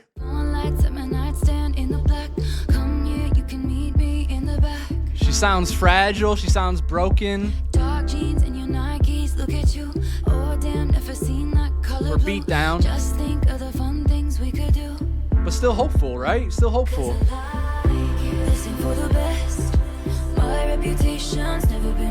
This already sounds phenomenal. We can't make any promises now, can we, babe?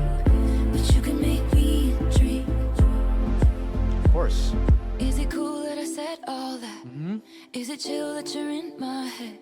'Cause I know that it's delicate. Oh shit. Is it cool that I said all that? Is it too soon to do this yet? 'Cause I know that it's delicate. Whoa. Oh my God, how does she always do that to me? Look at this. Oh, I look like I look like bubble wrap right now. You can pop all these goosebumps off me and my tears came right when she said delicate. She's right though. She's right. Any promises now? Can we, babe? But you can make me a drink. Is it cool that I said all that? Is it chill that you're in my head? Cause I know that it's delicate. Oh, fuck.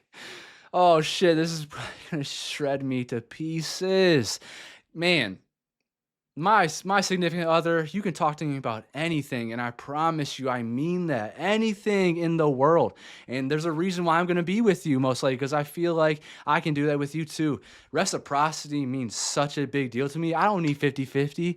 I'm okay with like a 40-60, you know? When it gets over that, then it feels like you're demeaning yourself. You're not respecting yourself a little bit there. But this right here, like, yeah, it just feels like she's vulnerable. She feels fragile, like she's walking on eggshells in the way, asking about these questions. The production is absolutely gorgeous.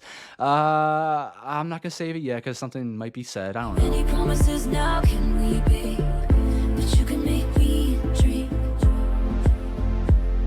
Is it cool that I said all that? Is it chill that you're in my head? Cause I know that it's delicate. Is it cool that I said all that? Is it too soon to do It's this light yet? production too. Cause I know that it's delicate. Isn't it, isn't it, isn't it? Isn't it? Isn't it, isn't it, isn't it? This is phenomenal. Isn't it delicate? There's that anxiety. Third floor on the west side, me and you. Handsome, you're a mansion with a view. Do the girls back home touch you like I do? Taylor. Long night, keep your hands up in my hair. Echoes of your footsteps on the stairs. Stay here, honey, I don't wanna share.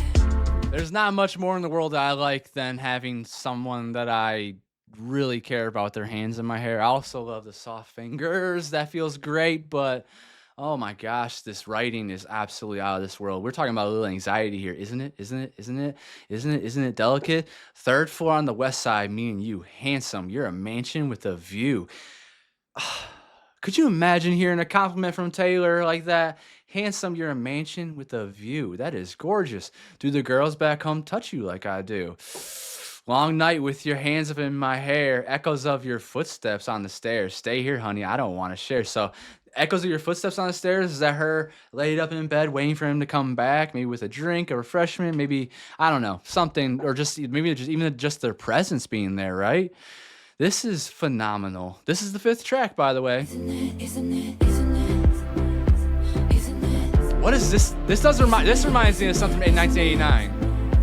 Isn't it delicate? Third floor on the west side, me and you. I love how that Handsome, drops. you're a mansion with a view. Do the girls back home touch you like I do? Doubt it. Long night, keep your hands up in my hair. Echoes of your footsteps on the stairs. Stay here, honey, I don't wanna share. Cause I listen for the best. My reputation's never been worse, so you must like me for me. Oh, yeah. This is a banger.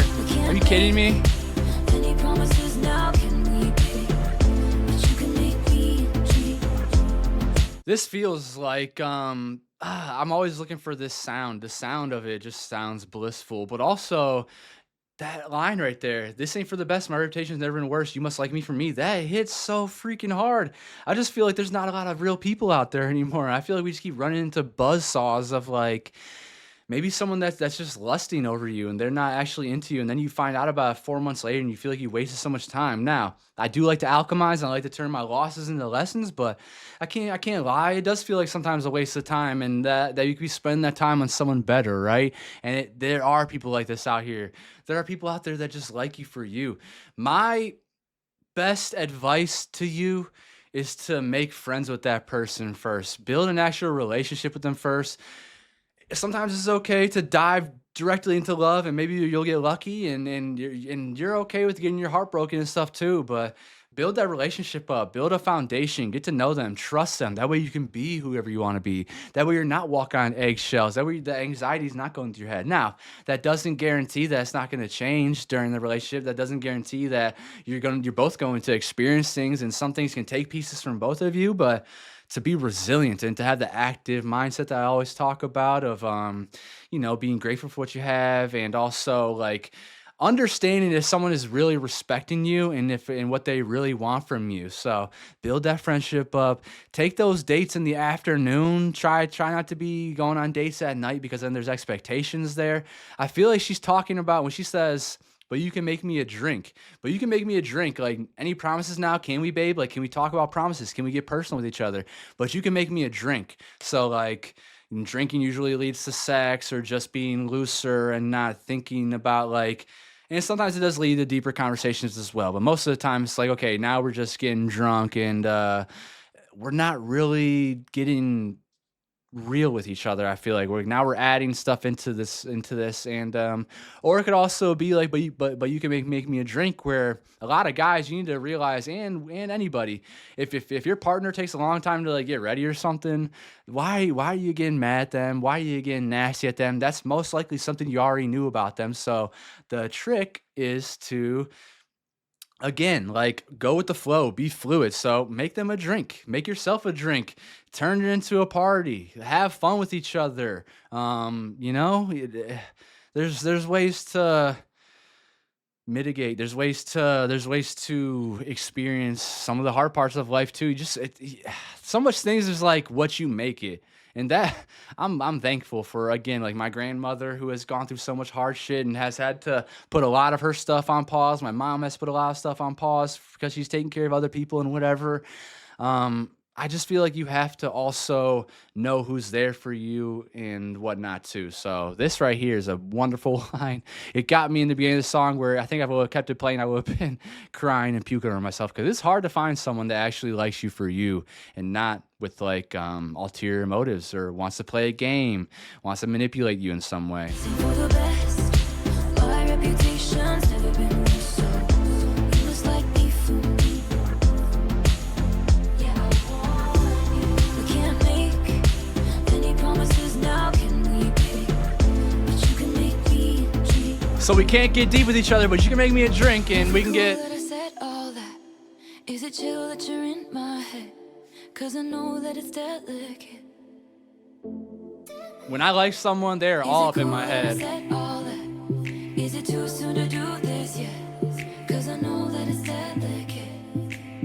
So we could be talking about like the beginning of a relationship too, right? Is it too soon to do this shit? Because I know that it's delicate, so she might be worried about like ruining the relationship by being too overpowering with her emotions, because that will scare away people too, which is normally not the real ones. But I can understand people feeling like an overbearing, or like, oh man, you kind of are feeling me a little too quickly. So yeah, we're gonna have to look at the annotations, the context on Genius for this song for sure. It's also the 5th track. I plan on doing that anyways. Isn't it? Isn't it? I love this song already.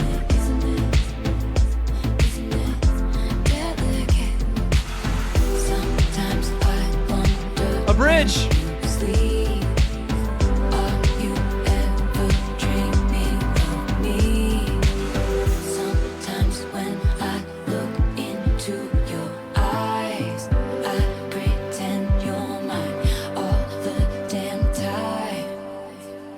Yep. Yep. Yes. Damn straight.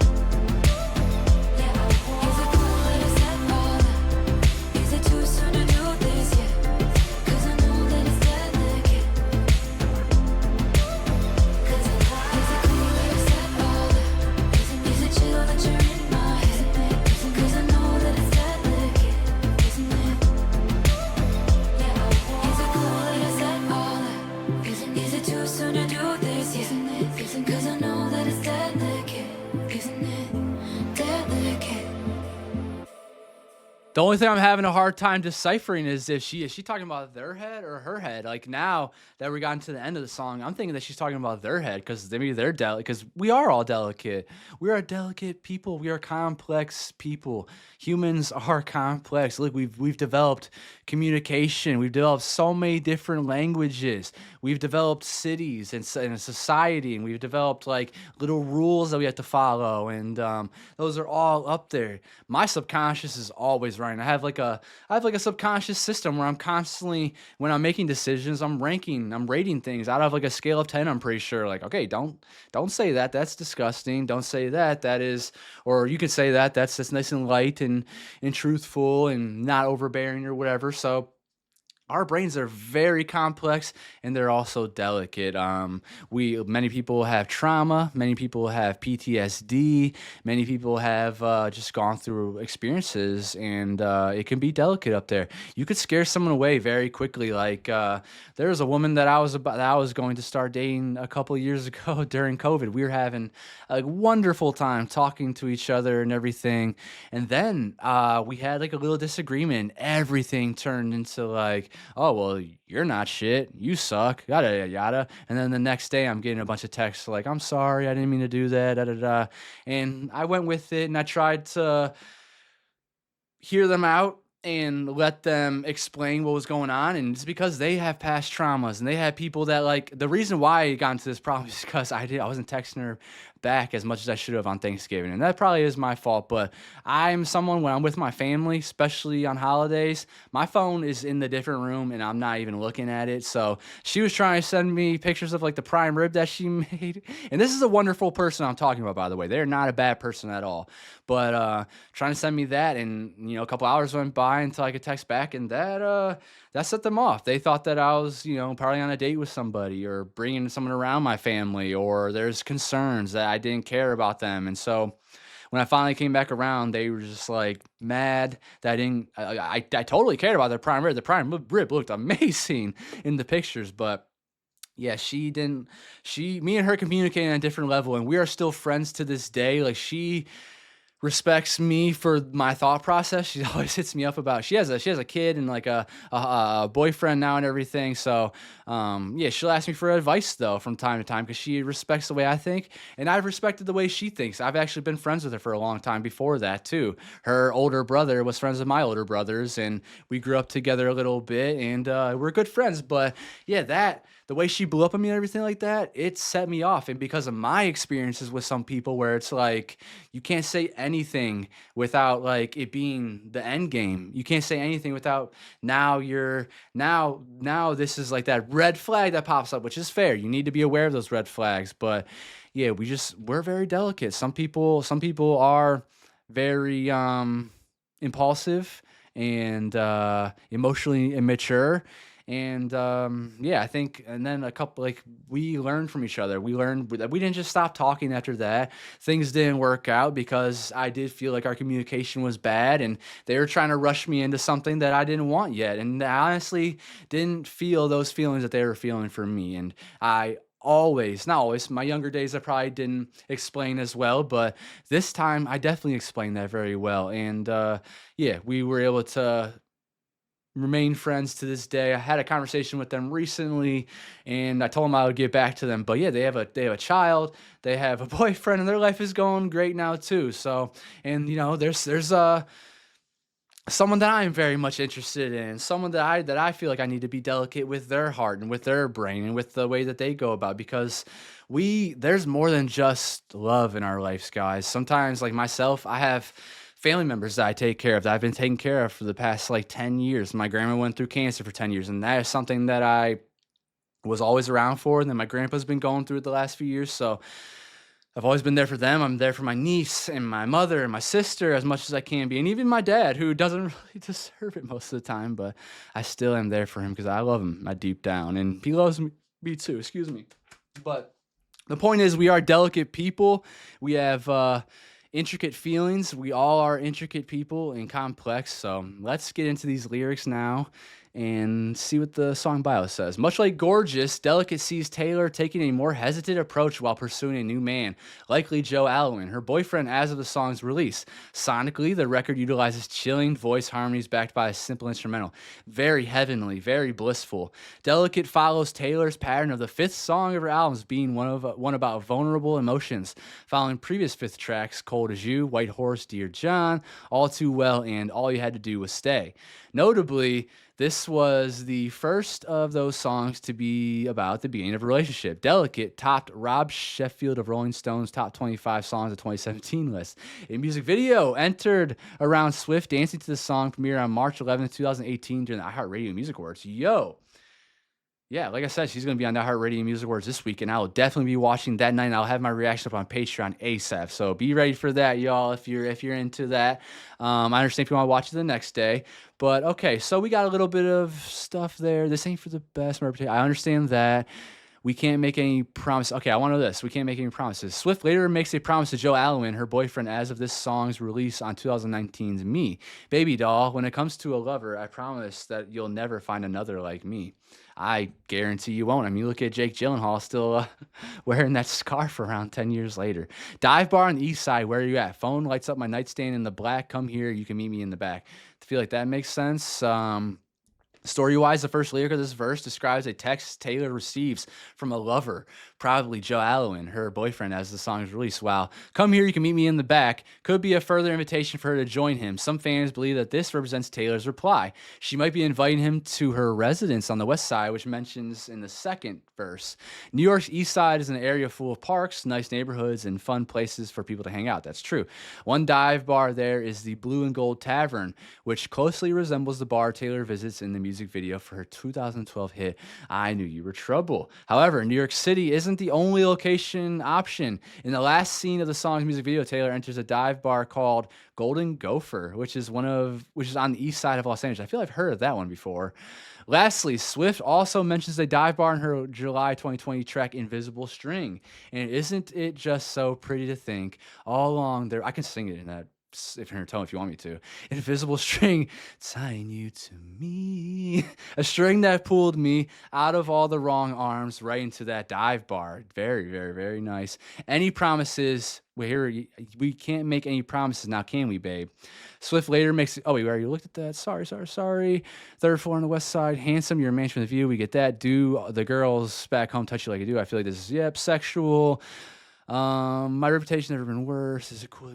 Did all that? Sure, let's check this out. Taylor uses repetition and questions throughout the chorus to show anxious that she is at the beginning of the relationship. So yeah, I was feeling the anxiety. Are we out of the woods yet? Are we in the clear yet? Yes, that's what I was thinking as well. So see, I'm getting the context from the last albums and some of the future albums because I'm a Swiftie, baby. Sometimes I wonder when you sleep, are you ever dreaming of me? Sometimes when I look into your eyes, I pretend you're mine all the damn time. Yes, when I'm liking someone, I definitely think about them a lot. I fall hard, and I want to give my whole to them. Like I said, reciprocity means a lot to me. So that means I'm most likely giving either a lot of myself, and you're probably matching it, or whatever it may be. But that was a gorgeous song. So track 5 on this album was absolutely elite. As you see, it's added to the Juke Jams. We are up to 273 songs there. I am going to make that public one day. I'm just waiting to finish some of these deep dives first. All right, let's get into track 6. Look What You Made Me Do. So this is apparently the lead single from the album. Just the title alone sounds haunting, sounds dangerous, sounds like she did something that she is maybe going to regret. We'll see.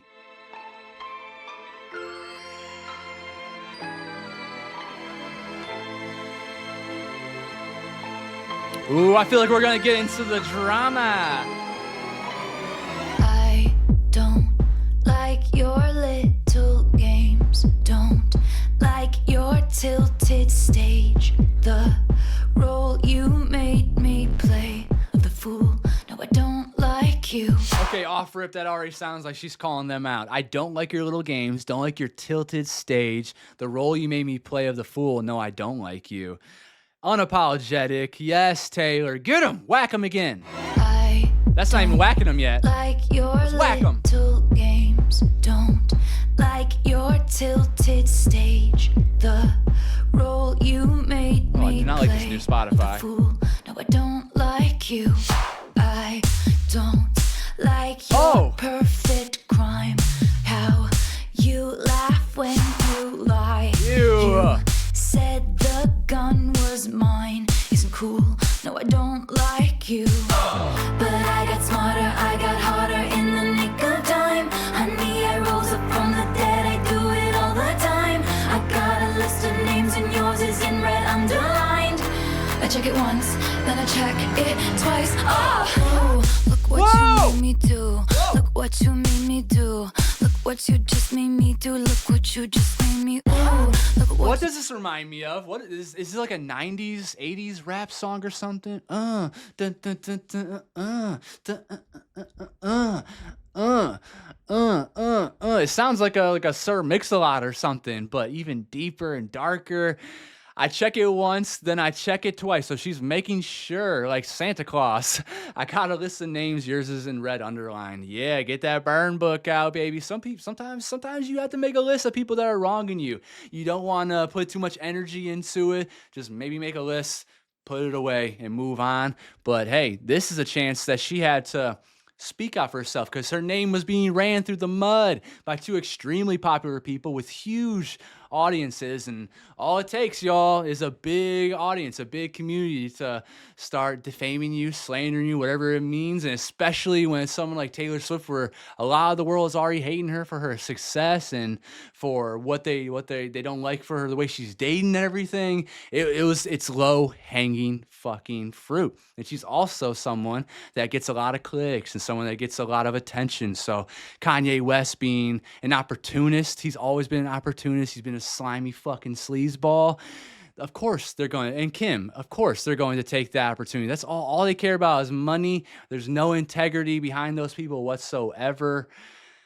Ugh, man, very harsh world. This world is not fair, man. Anyone that's lying to you, anyone that tells you that is lying to you. I got a list of names and yours is in red underlined.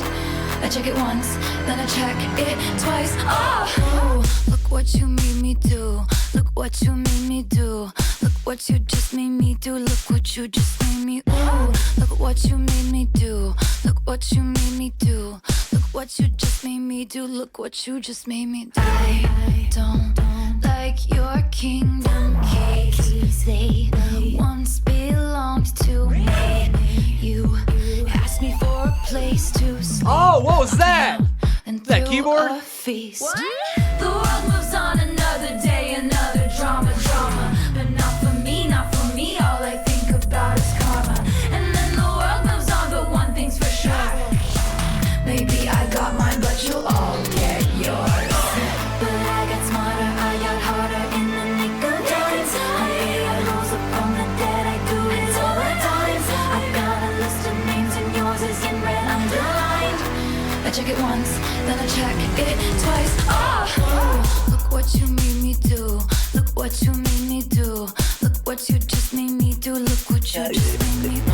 I cannot wait to see this music video. I have a feeling like this could be like just one that's just a green screen, right? Where, I don't know, we're going to see like, I'm picturing 90s, early 90s for some reason. Think of that Bruno Mars, Cardi B song, what is it called, Finesse? I'm thinking of those kind of colors. Taylor hitting some, ooh, what you make me do. I'm probably way off, but we will see because she is T-Swizzle in this album. I already had this. Look what you made me do. Look what you made me do. This is so Look fun. what you just made me do. Look what you just made me do. Look what you made me do. Look what you made me do. Look what you just made me do. Look what you just made me do. I don't trust nobody. This is nobody crazy. Trust me. I'll be the actress starring in your bad dreams. I don't trust nobody and nobody trusts me. That sucks. I'll be the That actress sucks. starring in your bad Damn. dreams. I don't trust nobody and nobody trusts me. Sorry, I'm touching my hair too much. Actress starring in your bad Drink. dreams. Every time I touch, don't drink. trust nobody and nobody trusts me. I'll be the actress starring in your bad dreams. Ooh, I thought that was gonna drop. sorry. The So old instead of in your wildest dreams, I'll be the actress starring in your bad dreams. I'm on your conscious. I'm living in your fucking head, rent free. Kim and Kanye, some of the worst people ever to exist. I'm telling you, the things that they're going to leave, the things that they've already left, the things that they've already put on society. I feel like people are kind of leaning away from Kim Kardashian and the Kardashian clan, which they are. At this point, and people have also given them a chance to like rebrand, and Kim kind of is known now as like a pseudo lawyer, but she's not. She keeps failing in the bar. I think Taylor would probably pass it on her first try. She's that intelligent and probably would actually care and not just do this for like PR and for like good recognition, which I'm sorry, I can't give that family the benefit of the doubt. Look at what they've done. They're just not good people. This right here sucks though. I don't trust nobody and nobody trusts me. Like that's not fair, and that's because people have just smeared her. I don't know if she won like a defamation charge against them, but she definitely should have, because there's too many people calling her the craziest things still to this day. And I swear it's mainly men hiding behind faceless accounts, and obviously loser women too. And then like these labels and these PR firms and whatever. Look at what's going on with like Justin Baldoni, and that PR firm that's behind Justin Baldoni, I'm pretty sure was also the one that was behind like the Amber Heard thing. And also there's someone else that's getting smeared right now. I think it was like there's like a New Jeans girl or something like that that's being smeared by them. I don't know, there's too much bullshit to keep up in this world, y'all. But I just feel so bad for Taylor. As we've seen through this discography, this deep dive, she's so pure. And she's also, yes, she probably has a dark side as well, but I just haven't seen anything nefarious on display. People always want to get mad at her for for selling like different variants and whatever. I just don't get it. Why are you guys mad? Her audience wants to buy it. Her audience likes collecting these things. Be mad at her audience members for that. And honestly, don't be mad at them, because they just like art. They love her and they love supporting her. So I just never understood it. I maybe understand maybe it's wasteful or something like that. Maybe that's like the only thing I can think of. Like I think vinyl is maybe not good for the world. I don't know. I'm sure none of this stuff is plastics and whatever, but she is a billionaire off of her own back. Like off her own art, off her own marketing techniques, and her fans, which the Swifties, like y'all and myself now, we've uplifted her. We care about her that much. That just is a testament of their artistry and their talent. And anyone that, the reason why I say I wish I could have everybody watch my deep dives is I feel like we've taken a very healthy route through her discography, and it's not just an echo chamber. And I feel like I do try to hold her accountable when there are times to hold her accountable, but there's like never any times to hold her accountable. But because she's a great person, but it's just not fair getting your name smeared, and then it feels like you're up against it and no one has your back. Even though I'm sure a lot of you had her back. It's just when you're up against like two groups like that, and then a lot of other people that hate you for no reason, it feels like an avalanche and you can't do anything about it. So I feel for you, Taylor. Body just me. I'll be the actress starring in your bad dreams. Ooh. Little I'm low sorry, pass. The old Taylor can't come to the phone right now. Why? Oh, 'cause she's dead. No. Look what you made me do. Look what you made me do. Look what you just made me do. Look what you just made me do. Look what you made me do. Look what you made me do. Look what you just made me do. Look what you just made me do. Look what you made me do. Look what you made me do. Look what you just made me do. Look what you just made me do. Look what you made me do. Look what you made me do. Look what you just made me do. Look what you just made me do. What a phenomenal track right there. I do think we need to go check out some context for that as well, because it seems like we are talking about, what were they called? Kimye or something like that.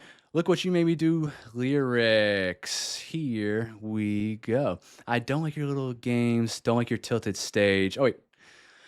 Okay. Song bio. Whoa.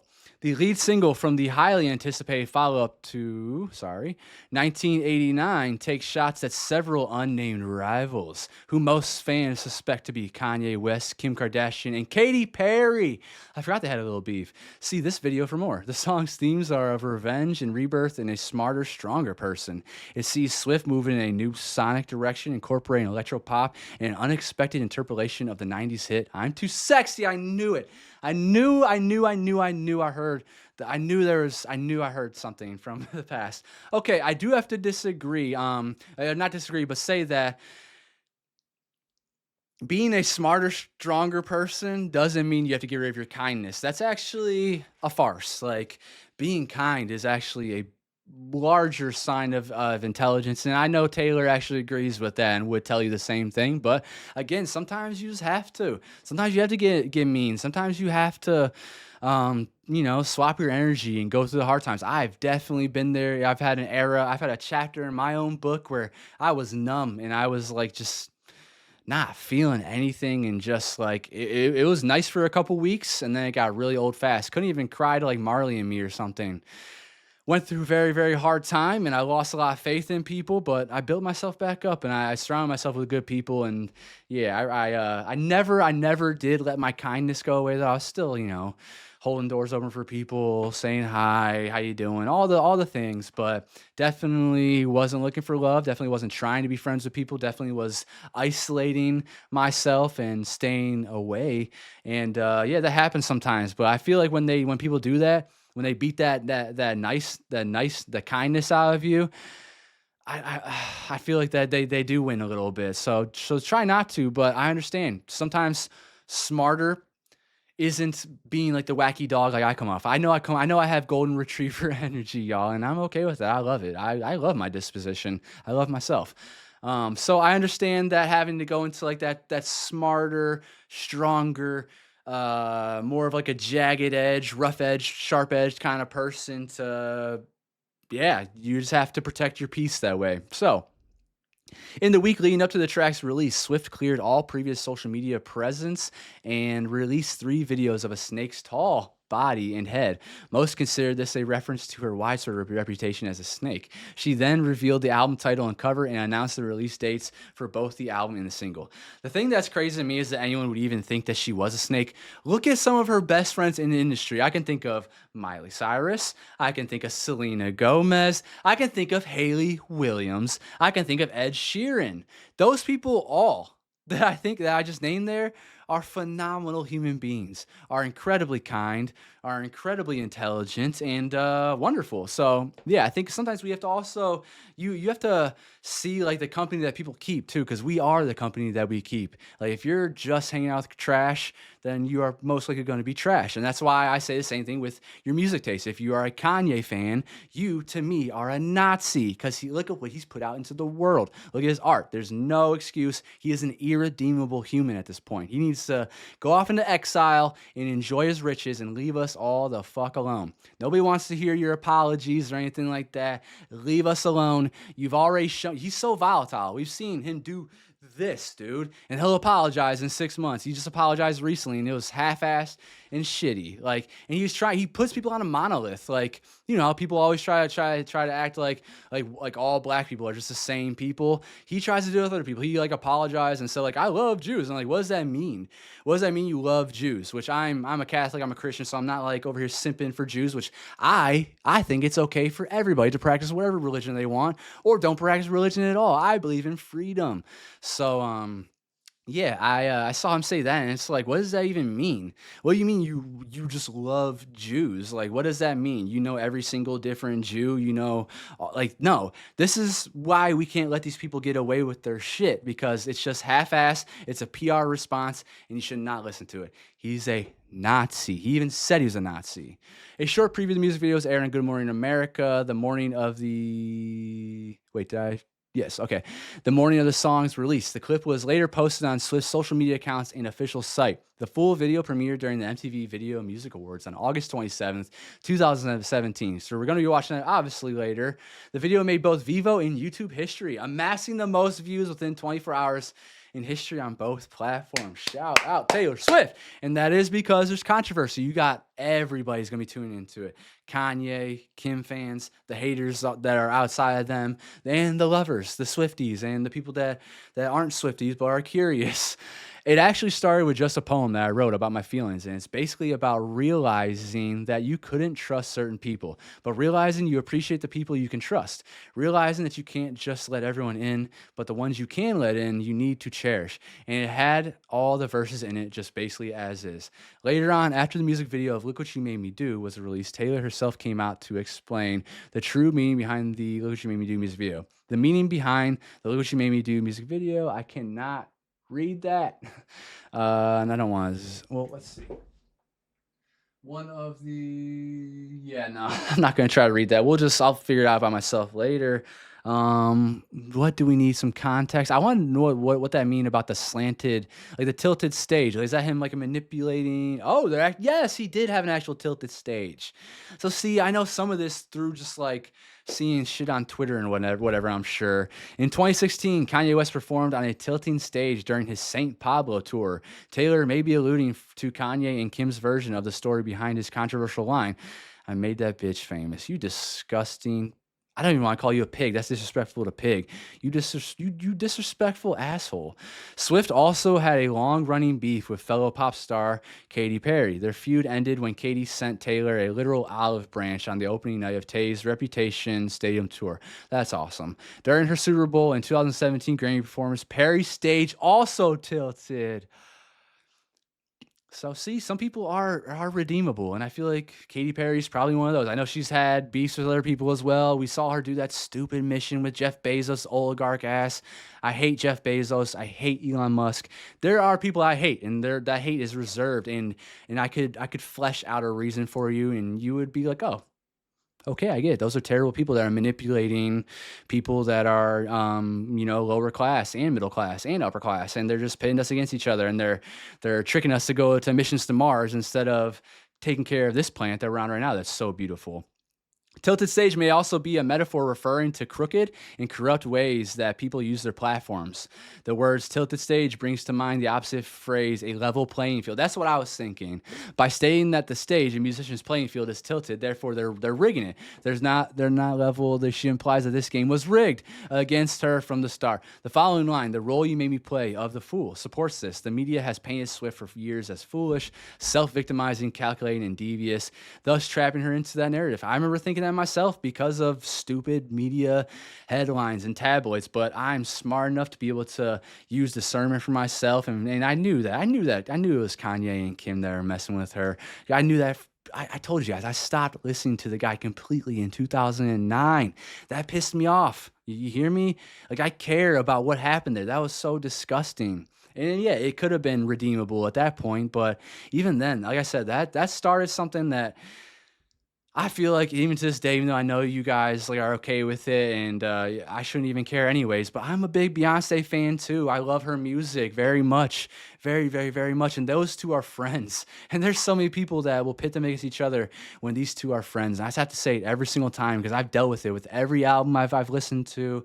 I dealt with it before I even got into this deep dive of death threats, and I get death threats from other people's communities and like crazy things, so it's a lot, man, but I have very thick skin, and I'm always going to bounce back because you will not break my soul, baby.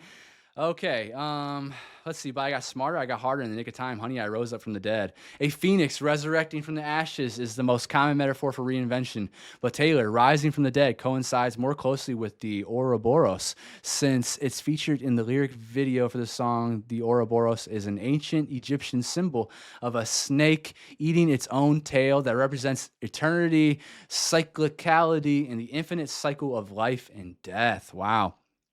I'm learning. Fans once criticized Taylor on social media using the hashtag Taylor Swift is a snake. And leading up to this song's release, she posted video clips of a snake to social media. In the wake of Swift's phone call with Kanye and Kim, there was also a controversy where fans believe Kim called out Taylor using snake emojis. Taylor's reclaiming the negative symbol and flipping it as a means of self-empowerment.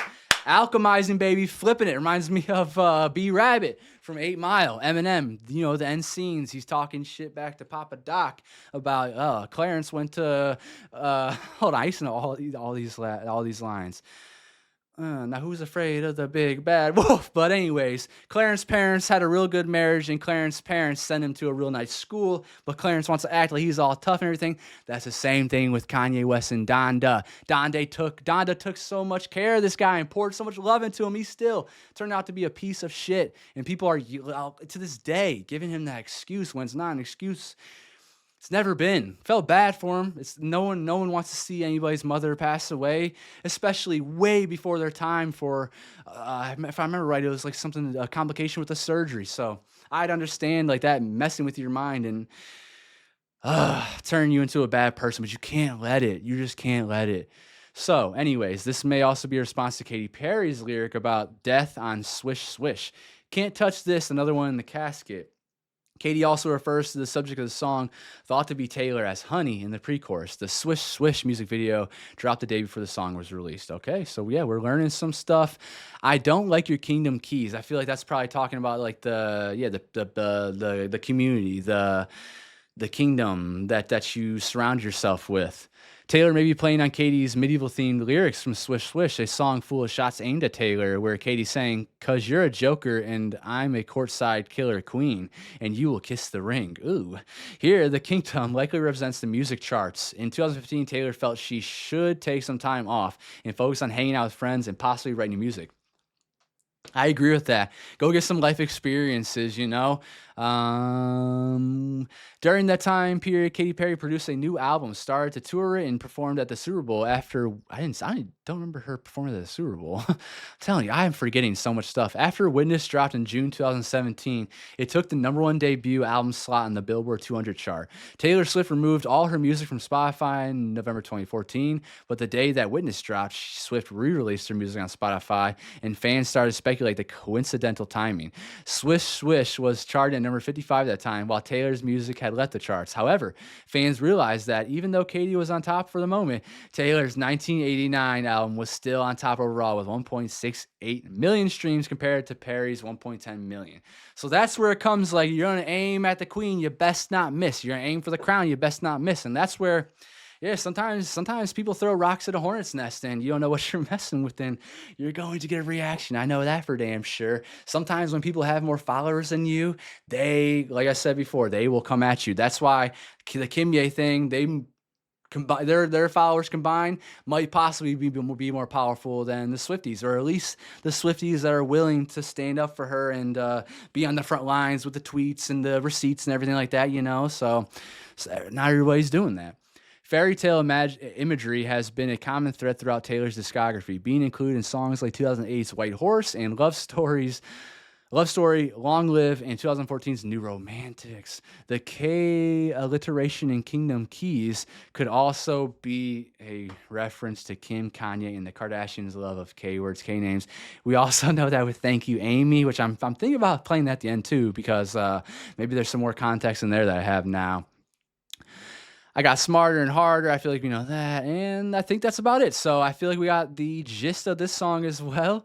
This is helping out a lot. I'm so glad I started getting into like the genius breakdowns too. Like I'm going to know so much more about all these songs now. And we're only on track 7 and we are at 2 hours and 26 minutes. Let's get into So It Goes.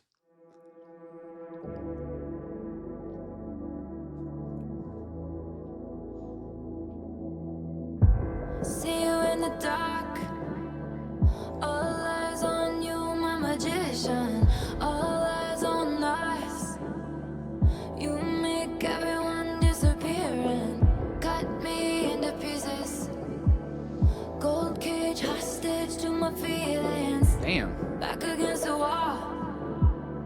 Tripping on your guard. 'Cause we break down a little. But when you get me alone, it's so simple. 'Cause baby,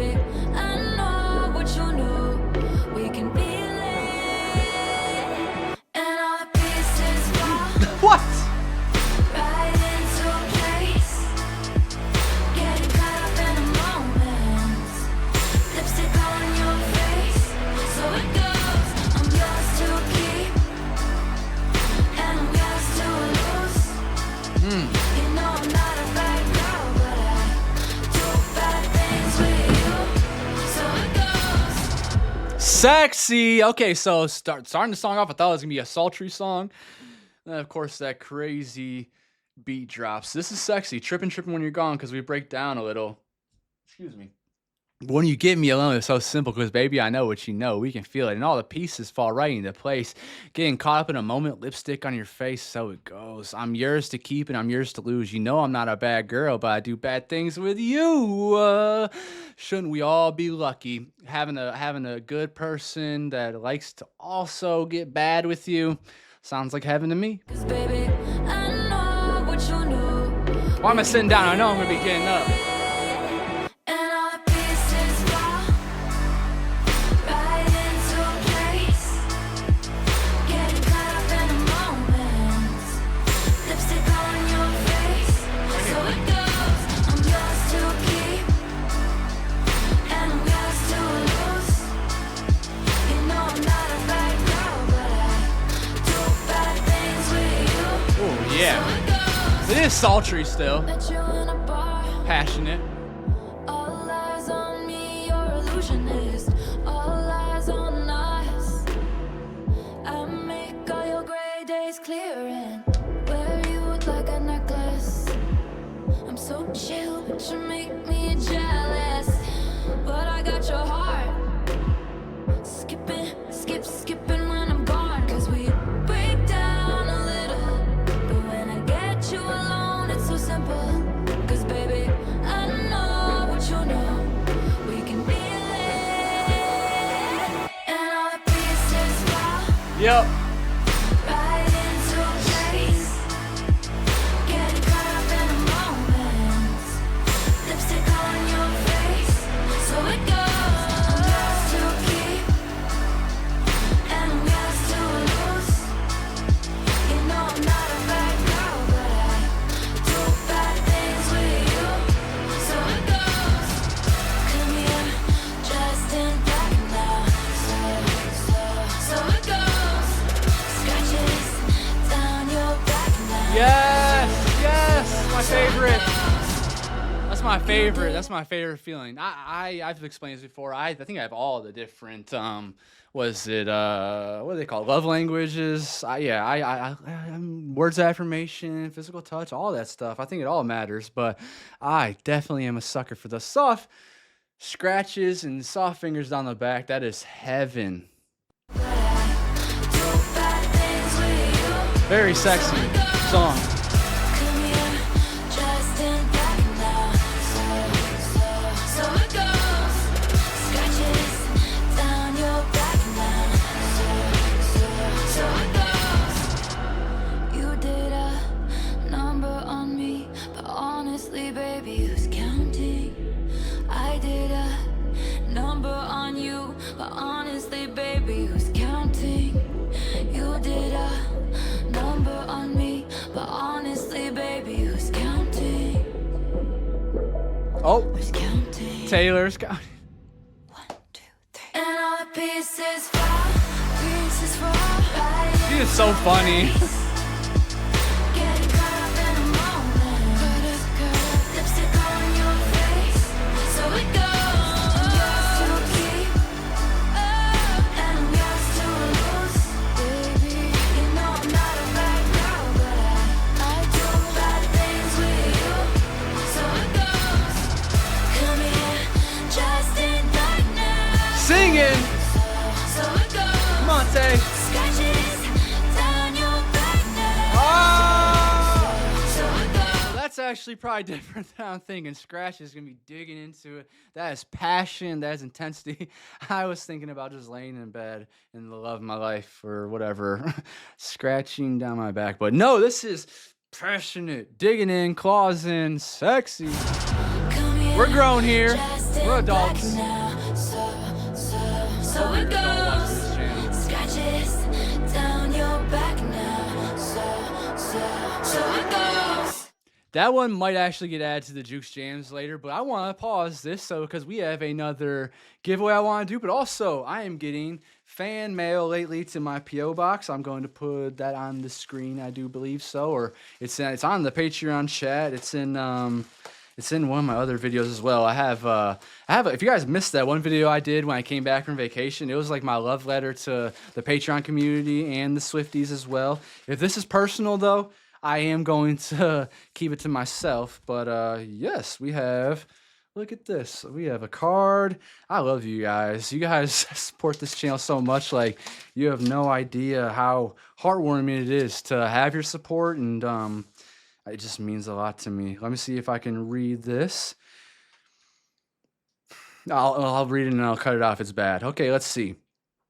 Hi, Juke. I wanted to reach out and thank you for your amazing reactions. I love watching your deep dives and discovering new artists along the way. You always go above and beyond on content, and your hard work, joy, and authenticity really shines through. Fuck. Keep up the hard work. I will be tuned in. P.S. I had a spare signed Life of the Showgirl CD and figured it would be a nice addition to your growing Taylor Swift collection. Holy crap, man. I promise you guys, I am just being myself up here all the time. So to have, like, just my personality, like, you guys just understand me so much. Like, it means a massive amount to me. And I am, like, forever grateful for you guys. Like, I have Larissa from Canada that sends me these beautiful friendship bracelets today. I got my Midnights one on. I'm feeling the Midnights energy. I also, it's in here. I've got this vinyl from the Life of Showgirl that you guys sent me. That was actually Larissa as well. She's very, very giving. And oh my gosh, are you serious? I have a Life of a Showgirl CD now. Oh my gosh, thank you so much. I would say her name, but I don't know if you want that to be private or not, but I have a feeling I know exactly who this is, and your address should be on okay. I am going to reach out to you and say thank you. So that was very, very, very nice. I'm going to cherish this. I still have CD players somewhere. None in the car. They don't do that anymore. Next giveaway. I want to do another giveaway. This one, I thought this would be a fun one. It is called Shake It Up. Congratulations. And I can't wait to send you guys some emails out. So that's the next one down. We have a couple left. We have 3 more giveaways left. So let's get back into the album. And what song are we on? 8. I wonder if this has got to be one of the longest Reputation reactions, I would imagine. This album's only 55 minutes long. I tell you, we're getting deep. I'm getting better and better as I do these reactions. You should take it as a compliment that I got drunk and made fun of the way you talk. What? Oh. You should think about the consequence of your magnetic field being a little too strong. And I got a boyfriend, he's older than us. He's in the club doing I don't know what. You're so cool, it makes me hate you so much. I hate you so much. Whiskey on ice. Yeah. Sunset and vine. You ruined my life. This feels more bubbly. By not being mine. Well. You're so gorgeous. I can't say anything to your face. 'Cause look at your face. Oh, this is so sweet. Come on, super bubbly and like innocent. You're so gorgeous. I can't say anything to your face because look at your face. You're so beautiful. There are some people out there that are just like, I don't know how people will go up to him and talk to him. And I'm a very confident person, but man, there's some beauty out there. So yeah, this sounds just very bubbly and probably gonna be super flirty. It sounds In like. the club doing I don't know what. You're so cool, it makes me hate you so much. I hate you so much. Whiskey on ice, sunset and vine. You ruined my life by not being I love that tone live. You're so gorgeous. I can't say anything to your face. Wow. Just look at your face. And I'm so furious at you for making me feel this way. Oh, she's infatuated. You're gorgeous. You should take it as a compliment that I'm talking to everyone here but you. Hold on, no. And you should think about the consequence of you touching my hand in the darkened room. If you got a girlfriend, I'm jealous of her. But if you're single, that's honestly worse. Cause you're so gorgeous, it actually hurts.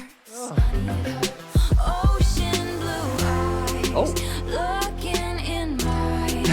I feel like I might sink and drown and die. You're so gorgeous. Love it. I can't say anything Fun. to your face. Cause look at your face. And I'm so furious at you for making me feel this way. I love that. Isn't crushing sucks sometimes? Like they're on your mind constantly, but it's also extremely beautiful. But if you're not ready for it, then yeah, it's gonna make you furious a little bit. And it's like, oh, dang it, my infatuation is driving me crazy. You know, there's that old line about oh, you've been running my mind all day. That is real. When you're crushing with someone you like, and then you throw in the infatuation of lust or beauty into it, yeah, it's impossible. This is fun. Cause look at your face. This is gonna get played a lot. At you for making me feel this way. But what can I say?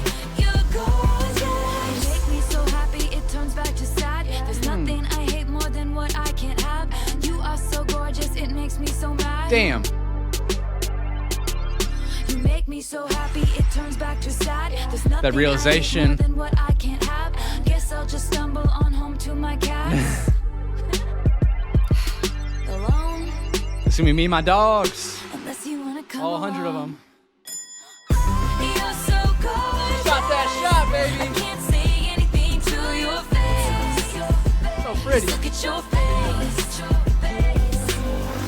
And I'm so furious at you for making me feel this way. But what can I say? You're gorgeous. You make me so happy it turns back to sad. There's nothing I hate more than what I can't have. You are so gorgeous, it makes me so mad. You know what? I just had a realization that this song is so like bubbly and flirty and fun that we're probably about to have our hearts broken on the next track. Damn you, Taylor. So you got me doing that. You make me so happy, but then it turns back to sad. 'Cause I know it's about to happen probably later on. And maybe not. Maybe not. Make me so happy it turns back to sad. There's nothing I hate more than what I can't have. You are so gorgeous, it makes me so mad. You're gorgeous. You make me so happy it turns back to sad. There's nothing I hate more than what I can't have. You are so gorgeous, it makes me so mad. You're gorgeous. That was such a fun song. And yeah, that right there, you make me so happy it turns back to sad because truth hits, right? Reality strikes. I can't have you most likely, but if I can, come back to my place. Let's have some fun. Very, very fun song. I have a feeling we'll be playing that one quite a bit. I don't know if it's going to ever get into the Juke Jams. It's very, very light. There's not a lot of super intricate bits in the production, but well, we'll see. That's on my first listen, so that happens sometimes. Yes, and by Ariana Grande. I didn't realize how much how intricate that was until I heard it like the 10th time. And it's like, whoa, what is that in the background? I'm sure that's going to happen with a lot of these songs. I think we're on track 9. Yes. It was the best of times, the worst of crimes. I struck a match and blew your mind, but I didn't mean it, and you didn't see it. Getting away. French exit. The ties were black, Taylor. the lies were white, and shades of gray and candlelight. I wanted to leave him. I needed a reason. Oof. Common. X marks the spot where we fell apart. He poisoned the well, I was lying to myself. I knew it from the first, old-fashioned, we were cursed. We never had a shotgun shot in the dark. You were driving the getaway car. We were flying, but we never get far. Damn. Don't pretend it's such a mystery. Think about the place where you first met me. Riding in a getaway car. There were sirens in the beat of your heart. Should've known I'd be the first to leave. Think about the place where you first met me. In a getaway car. Ow. But we never get far. Okay, this feels like a Jack Antonoff production, and I probably should have been just looking to see who else. Wow. Jack Antonoff. There's something about those synths, right? That guy loves synths, and he fills a space so beautifully with the synth. Should've known I'd be the first to leave. Think about the place where you first met me. I'm getting better and better. In a getaway car. No, they never get far.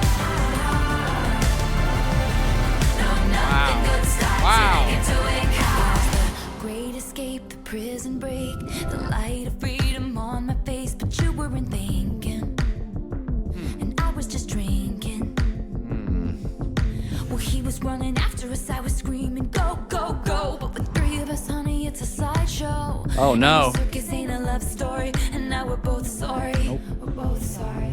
X marks the spot where we fell apart. He poisoned the well, every man for himself. I knew it from the first, old-fashioned, we were cursed. It hit you like a shotgun shot to the heart. You were driving the getaway car. We were flying, but we never get far.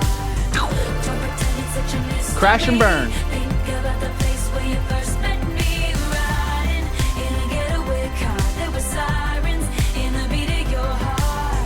Should've known Intense. I'd be the first to leave. Think about the place where you first met me.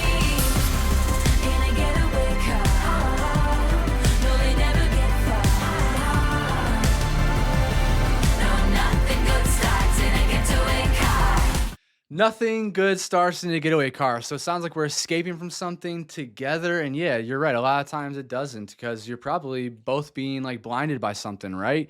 We're definitely gonna need that Genius website for this one. Think about the place where you first met me.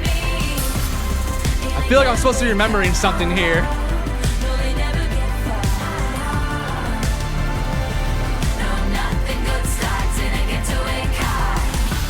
We were Whoa. chasing Bonnie and Clyde Okay. until I switched to the other side, to the other side. It's no surprise I turned you in. Ah. 'Cause us traitors never win. Wow. I'm in a getaway car.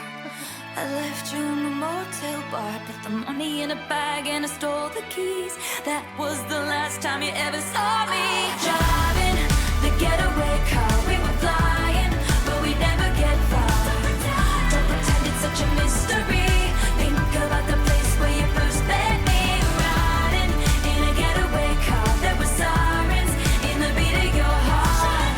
Should've known I'd be the first to leave. Think about the place where you first met me. There were sirens in the beat of your heart. Should have known I'd be the first to leave. Think about the place where you met me. At first, I was thinking of sirens being like intensity, but maybe the sirens are like it's a metaphor for like the red flags, right? Like there's things that his emotions and whatever that are popping up where I'm like, alert, alert, alert, get the heck out of here. This is also reminding me, if you guys have gotten into Conan Gray at all, he has a song, I think it's Vodka Cranberry, and that song might have like, is there a trilogy for that? I'm trying to remember now.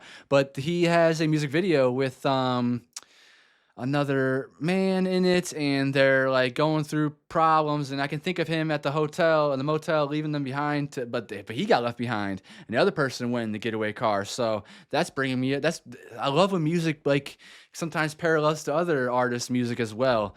But yeah, this makes me feel like, yeah, she's trying to run because now she's starting to see the bad things that are happening, or their bad traits, I think. Driving the getaway car, we were flying, but we never get far. Don't pretend it's such a mystery. Think about the place where you first met me. Riding in a getaway car, there were sirens in the beat of your heart. Should've known I'd be the first to leave. Think about the place where you first met me. In a getaway car, no, they never get far. No, nothing good starts in a getaway car. I was riding in a getaway car, I was crying. In a getaway car, I was dying. In a getaway Living. car, said goodbye. In a getaway car, riding. In a getaway See ya. crying. In a getaway car, I was dying. In a getaway car, said goodbye. In a getaway car. Wow. Ooh, Jack Jack Antonoff, you wizard. I cannot wait to see the context on this. It feels like a very fast relationship, like the zoop, boom, crash and burn, like the highs and lows of it. So track number 9, Getaway Car on Genius. Let's get that pulled up. And let's get song bio. Taylor uses the image of criminals in a speeding car as a central metaphor for a doomed romance. She likens her rebound relationship with Tom Hiddleston to a getaway car ride used to get away from a crime scene of her failed relationship with Calvin Harris. So, leaving one bad relationship to get into another bad relationship. That's the getaway car. That's the bridge for the gap, right, I guess? Like on her 2014 track Wonderland, she includes a pop culture reference to connect her experiences to something that listeners are familiar with, adding another layer of livelihood to the story. Co-writer Jack Antonoff, also known by his stage name Bleachers, which we're going to be diving into them too as well, at least their albums.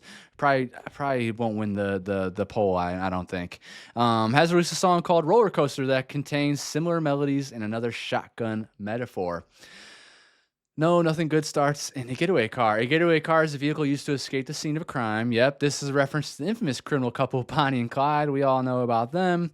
If you don't, you can read up about them. It was the best of times, the worst of crimes. Taylor puts a spin on a quote from a book titled A Tale of Two Cities by Charles Dickens. I gotta read more. I gotta get in some Dickens, okay? It was the best of times, it was the worst of times. It was the age of wisdom, it was the age of foolishness, it was the epoch of belief, it was the epoch of oh my gosh, I can't read. Incredulity. It was the season of light, it was the season of darkness, it was the spring of hope, it was the winter of despair. We had everything before us, we had nothing before us. We were all going direct to heaven. We were all going direct the other way. Taylor uses this quote but substitutes times for crimes, alluding to the conflict in her romantic life at the time. She's having a good time, but at the same time, she feels guilt because her happiness comes at the expense of someone else's. At the time when Taylor first met Hiddleston, whom Getaway Car is directed at, she was still dating Calvin Harris. Taylor is likely referencing this infidelity as the worst of crimes. This crime may also be a reference to leading on Tom Hiddleston as if they had a chance. Nice. X marks the spot where we fell apart. He poisoned the well. Taylor paints an image of a map in the listener's mind to show them how vividly she remembers the downfall of the relationship she was trying to escape, or the downfall of the getaway relationship. She also mentions maps of Endgame, on which she plays on the concept of forgiving but not forgetting. Interestingly, Taylor met Tom Hiddleston, who this song is thought to be about, at the 2016 Met Gala.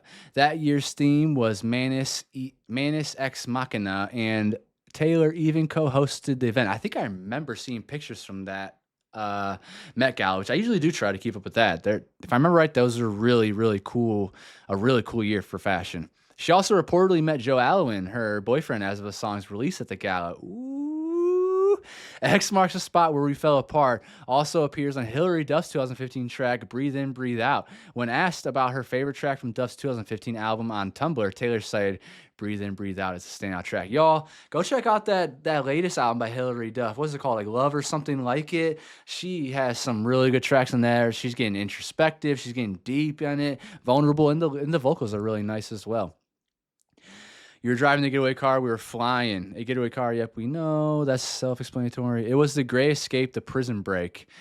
Not reviewed. The lyric is later reflected in 22 track You're On Your Own Kid, on which she sings, I see the Gray Escape so long, Daisy May. The Gray Escape is a book and film, I know about this, about the mass breakout of British Commonwealth prisoners of war from the Nazi prison camp Stalag Luft III. The film features a classic motorcycle chase that is mirrored in the song's lyrics with like, we were flying, but we never get far. Swift sings of feeling trapped in a relationship with boyfriend Calvin Harris, but not knowing how to leave. Tom Hiddleston was a good reason to move on from Harris, which felt like breaking out of her relationship prison. Nice.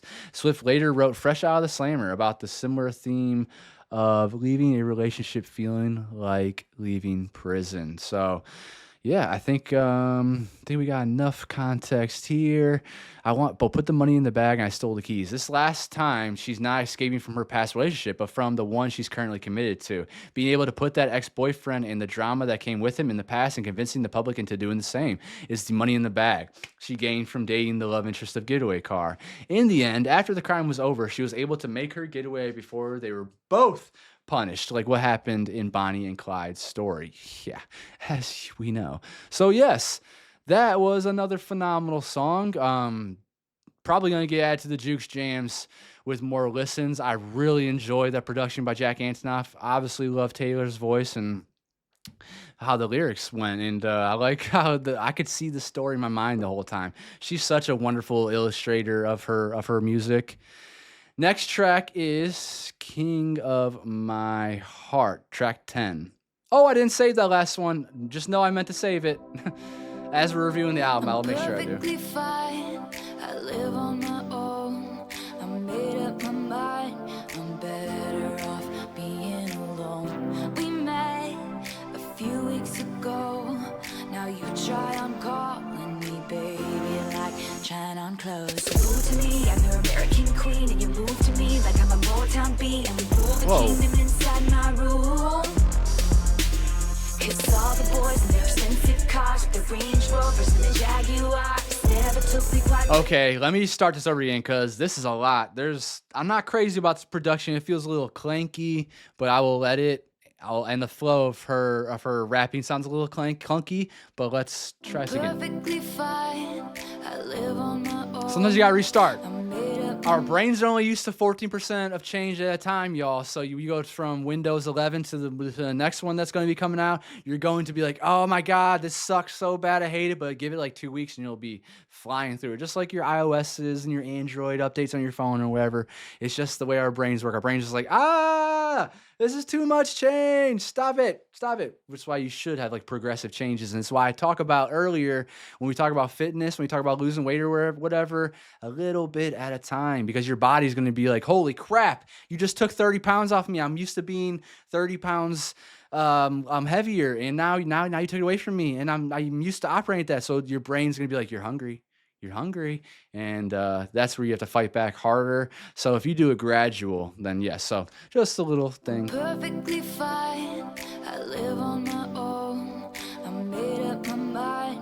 I'm better off being I still need it. alone. Never We mind. met a few weeks ago.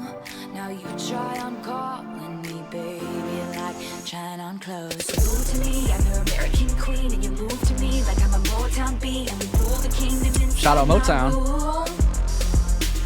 It's all the boys in their expensive cars, with the Range Rovers and the Jaguars. Never took me quite where you do. And all at once you are the one I have been waiting for. King Okay. of my heart, body and soul. And all at I like that once you filter are the or one, effect. I'll never let you go. King of my heart, Vocoder, body and possibly. soul. And all at once I've been waiting. Yeah, I can't help it. This is going to be one that's going to have to grow on me. So this first listen, I feel like I don't like it right now. It feels clunky, but yeah, I think it's too different. And so many other songs happen. I might like it later on. I might not, but we'll see. King of my heart, body and soul. Trying to pay attention to the lyrics, though. And all at once I've been waiting.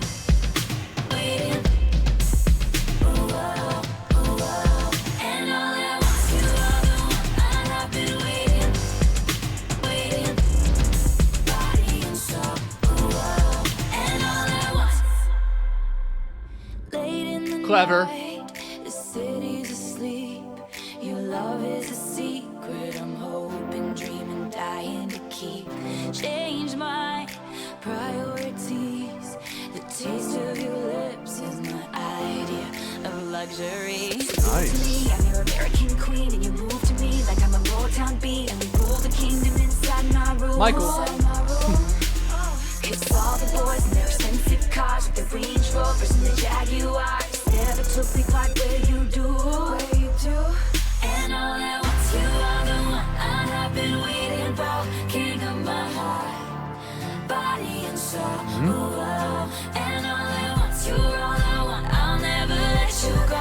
King This one seems very self-explanatory, too. We're building a love life. of my heart, body and soul. And all at once I've been waiting. It's growing on me. And all at once you are the one I have been waiting.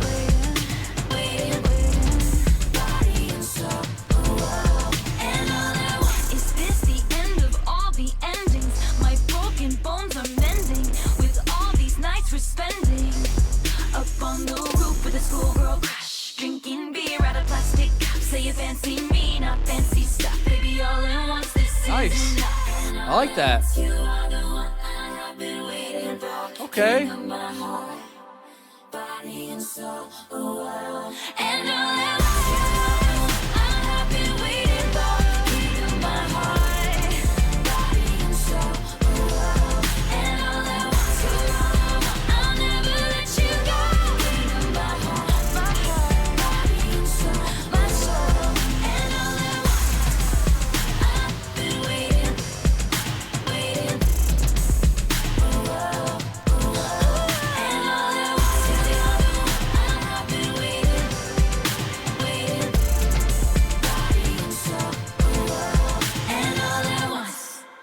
That might be the first Taylor Swift song through our deep dive that I'm not like super crazy about. Like I like it, and it started to grow on me. I think I'm gonna have to hear it in a different medium. These headphones are actually even like I think they have a bass boost in them too. So maybe it was too much bass in there that made it sound clunky.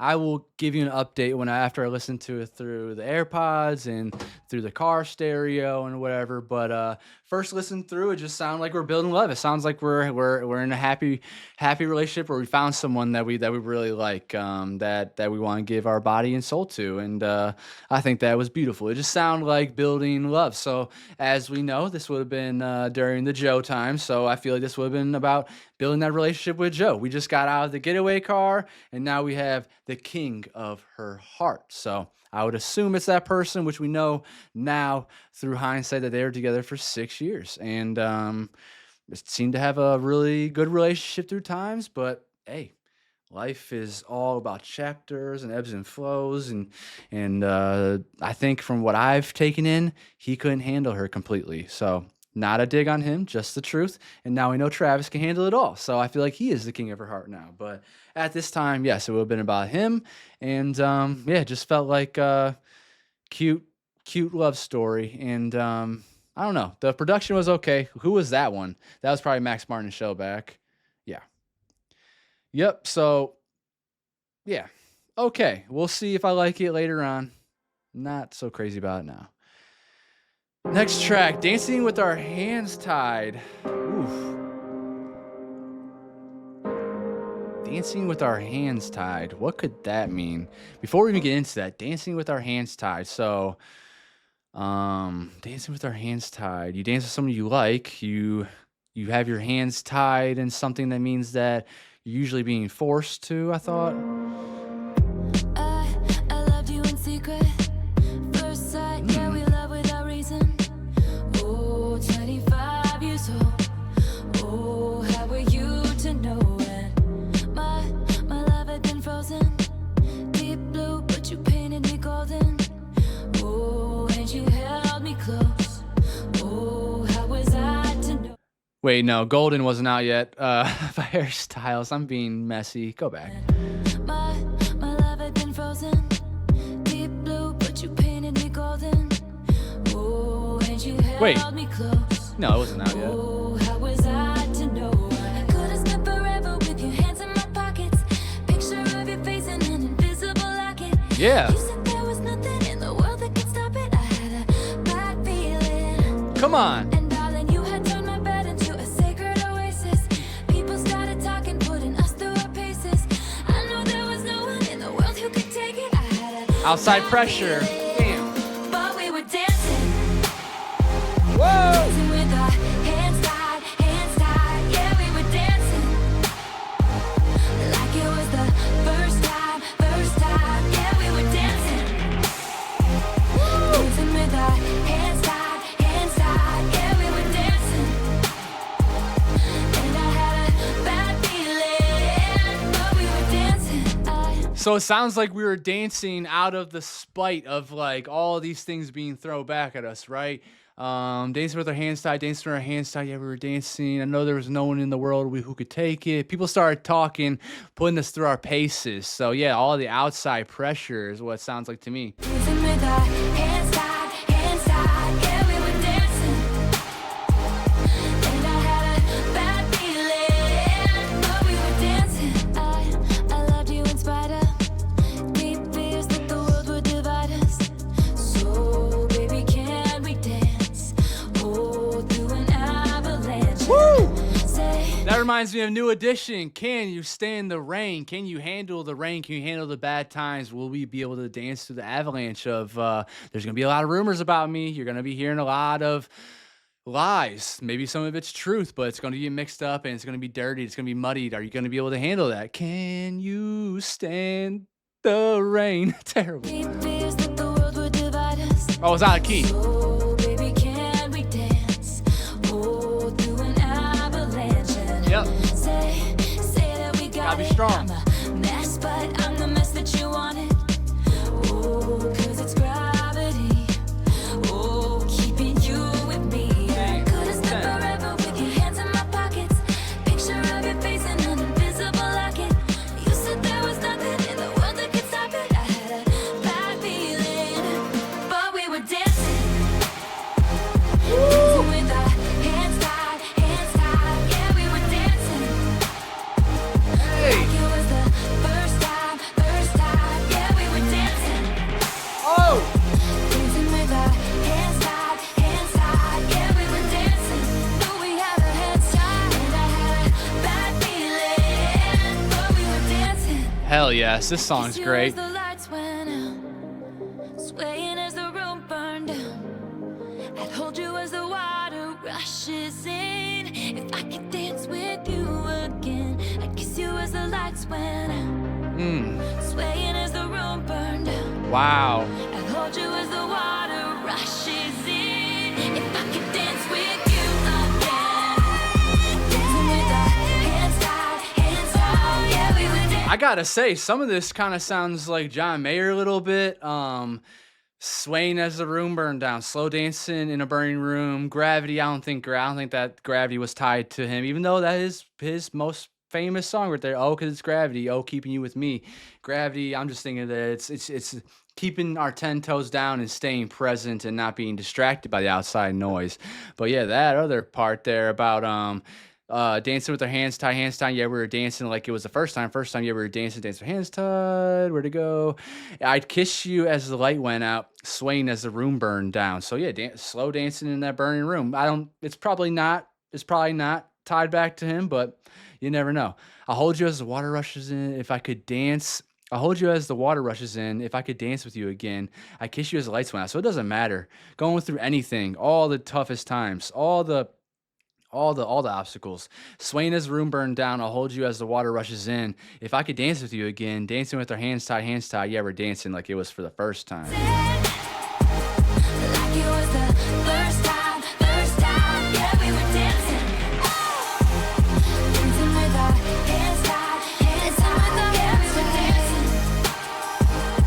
And I had a bad feeling, but we were dancing.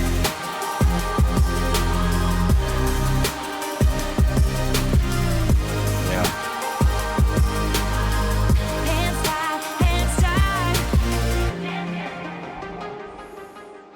So the production on this one reminded me of this group I've told you guys about a few times called Boombox Cartel. They do like EDM house music and like those whooshes and swooshes and stuff like that. That real light, airy sound. They make a lot of music like that. So the whole time I'm thinking about them. Yeah, dancing with our hands tied. That makes me feel like we're talking about all the outside pressure, right? So let's go to Genius. Dancing with our hands tied. Okay, Dancing with Our Hands Tied shows a different side of Taylor's sound not present in much of her previous music. The song has a house music vibe and heavy beat drops. In the last chorus of the song, Taylor also hits notes and vocal ranges she has not hit in the history of her music career. The notes F5 and G5. Wait, what? Where did I miss that? Did I miss that? I Love You in Secret, First Sight, yeah, We Were Loved Without Reason. So yeah, I'm assuming we heard about that in the Met Gala and everything. Despite the media first reporting on it in May 2017, Taylor's relationship with actor Joe Alwyn began in autumn 2016, possibly on September 28th. Oh my goodness. Even after they went public, very few pictures were taken of them, including some candids from after her performance at New York's Jingle Bell. Well, yeah, I don't think you're going to be hiding from people there. Taylor, you know places. Go find a hiding spot. Oh, 25 years old. Okay, we know that. My love had been frozen deep, deep blue, but you pay me golden. Okay. Taylor's no stranger to using colors to portray emotion. The first trace of this in her songwriting was on her unreleased track, Dark Blue Tennessee, which is about desperately missing someone, and it later took center stage on her 2012 track, Red. Losing him was blue like I'd never known. Missing him was dark gray all alone. See, that I should have known. Dang it. Forgetting him was like trying to know somebody you never met, but loving him was red. I had to get into that damn wonderful Harry Styles deep dive as well. He has a song called Golden, so I'm Harry Styles brained out right now, and that's the first thing my mind went to, so I apologize. Going back further in Taylor's prologue to the album Red, she stated, "Real love shines golden like starlight, yes, and doesn't fade or spontaneously combust. Maybe I'll write a whole album about that kind of love if I ever find it." Life of a Showgirl. But this album is about love that was red. Seemingly on Reputation, she has found her real golden love. There is a gold motif that appears numerous times on the album to describe prosperous romance. She slips in the word gold on Endgame, so it goes, and dress. On her August 2019 track, Daylight, Swift also calls back to this feeling. I once believed love would be burning red, but it's golden like daylight. Ooh, baby. Anything else? Oh, let's see if it's about the slow dancing or the dancing while it's burning. Where's it at? Dancing. Here we go. Swaying as the room burned down. Oh, here we go. Swaying as the room burned down. Swift is thinking back to a simpler time before the public found out about a relationship and wishing that things could be private. Although this song was written before her relationship with Joe Allen went public, the media factored into the demise of her 2012-2013 relationship with Harry Styles, which she touched upon on 2014's I Know Places and Wonderland. Swift often uses imagery of weather and natural elements to show how she's prevailed through wreckage. One example of this is on 2014's Clean, another banger. Rain came pouring down when I was drowning. That's when I could finally breathe. It's also used when there's a turning point, like on 2010's Back to December, which uses cold, both literally and metaphorically.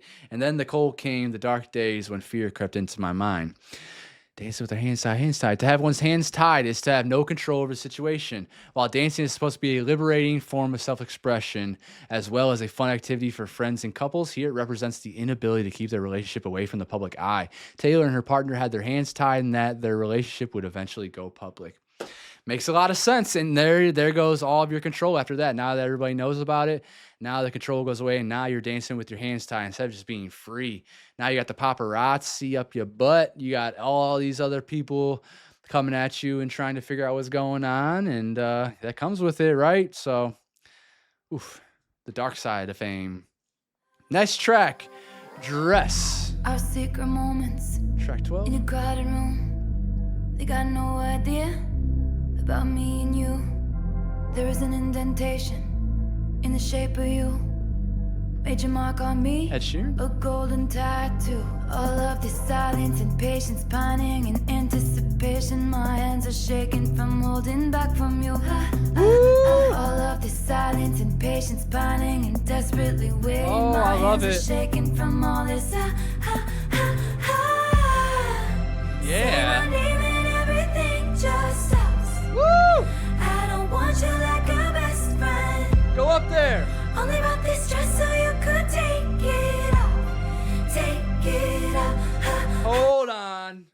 That's beautiful. Say my name and everything just stops. I don't want you like a best friend. Only bought this dress so you could take it off. That is wonderful. Oh my gosh. Without getting super graphic, obviously we know what that means, but just the fact that you would go out and shop for them and, maybe they like what that looks and they can't wait to get their hands on you or whatever. That's the My thing. hands are shaking We're from grown. holding back from you. All of this silence and Trembling. patience, pining and desperately waiting. My hands are shaking from all this. The anticipation.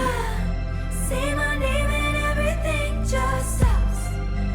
I don't want you like a best friend.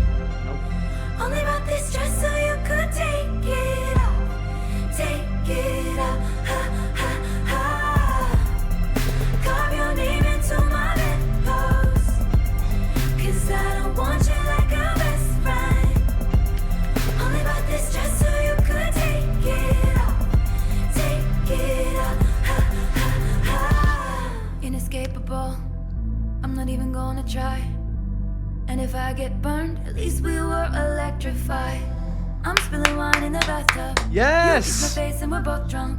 Everyone thinks that they know us, but they know nothing about all of. Sorry. Inescapable, I'm not even going to try. And if I get burned, at least we're electrified. She put herself out there. She chased after that passionate, red, burning love. And so what? So if I get my heart broken, I feel the same way. So what if you break my heart? I'm having the faith to give that to you and allow you to do that to me. And it's because you are special to me. And I can feel that you're special. So I'm going to chase that. And I'm going to not be afraid of it. And at least we were electrified. Like at least this love was a burning passion, you know? That's pretty awesome. Life is chapters. Sometimes this doesn't work out, but you got to have faith. And I got I'm not faith. even gonna try. And if I get burned, at least we were electrified. I'm spilling wine in the bathtub. You kiss my face and we're both drunk. Everyone thinks that they know us, but they know nothing about all of this silence, impatience, pining, and anticipation. Fantastic. My hands are shaking from holding back from you. All of this silence, impatience, pining, and desperately waiting. My hands are shaking from all this. Say my name and everything just stops. I don't want you like a best friend. I love that register. Only about this dress so you could take it off. Take it off. Carve your name into my bedpost. 'Cause I don't want you like a Make it best permanent. friend. Only about this dress so you could take it off. Take it off. Meow. Very sultry and sensual. Tasteful. Very tasteful. Just so you could take it off.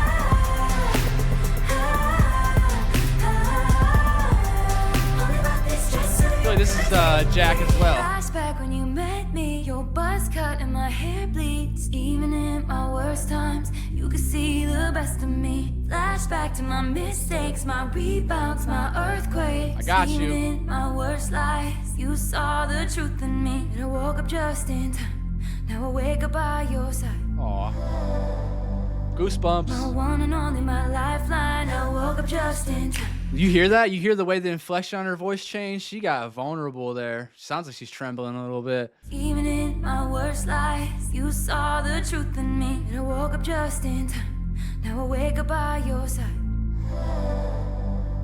My one and only, my lifeline. I woke up just in time. Now I wake up by your side. My hands shake, I can't explain this. Say my name and everything just stops. I don't want you like a best friend. This is going to my slow jams for sure. Keeping it calm. I go to the jams.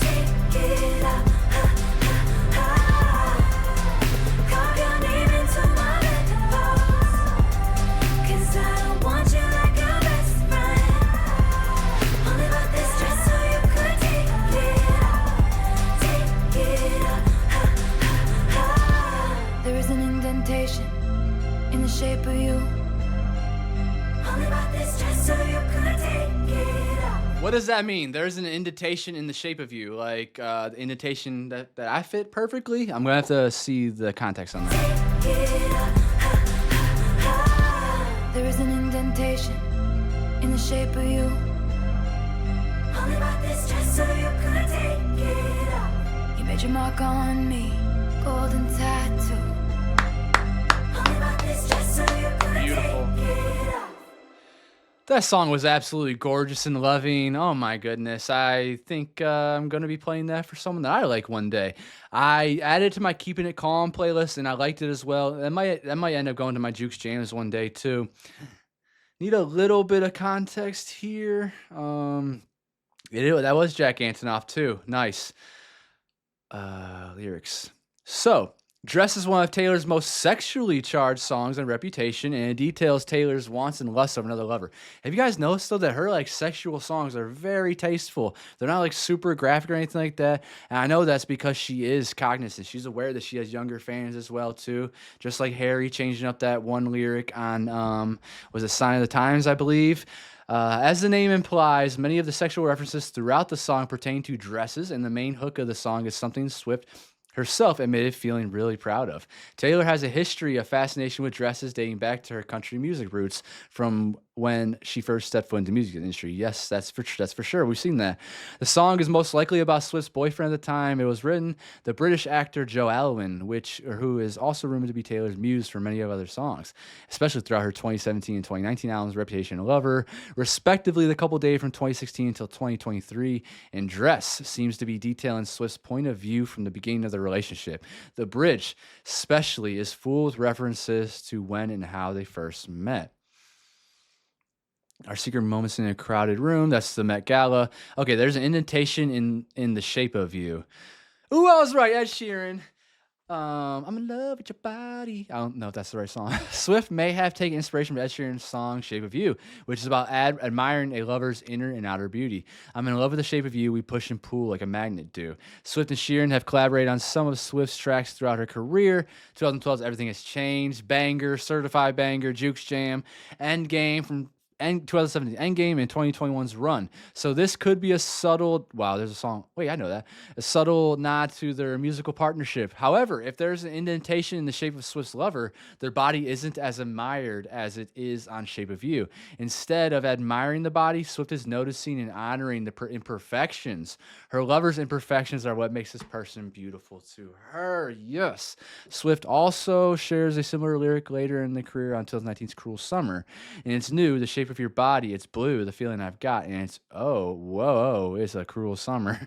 She refers to the indentation in the shape of her lover, which has stayed on her like a tattoo. This indentation is like the lines of a pillow on your face. When you wake up in the morning, except that in the next line, Taylor refers to as a tattoo, indicating that she feels the marks left by her lover's body will be permanent. She'll never be able to forget that feeling. Okay? Makes sense. Say my name and everything just stops. I don't want you like a best friend. Got that. Carve your name into a bedpost. Got that. And if I get burned, yep. If I get burned, at least we get electrified. Swift seemed to revisit this lyric on August 2019's Afterglow. I'm the one who burned us down. Ooh.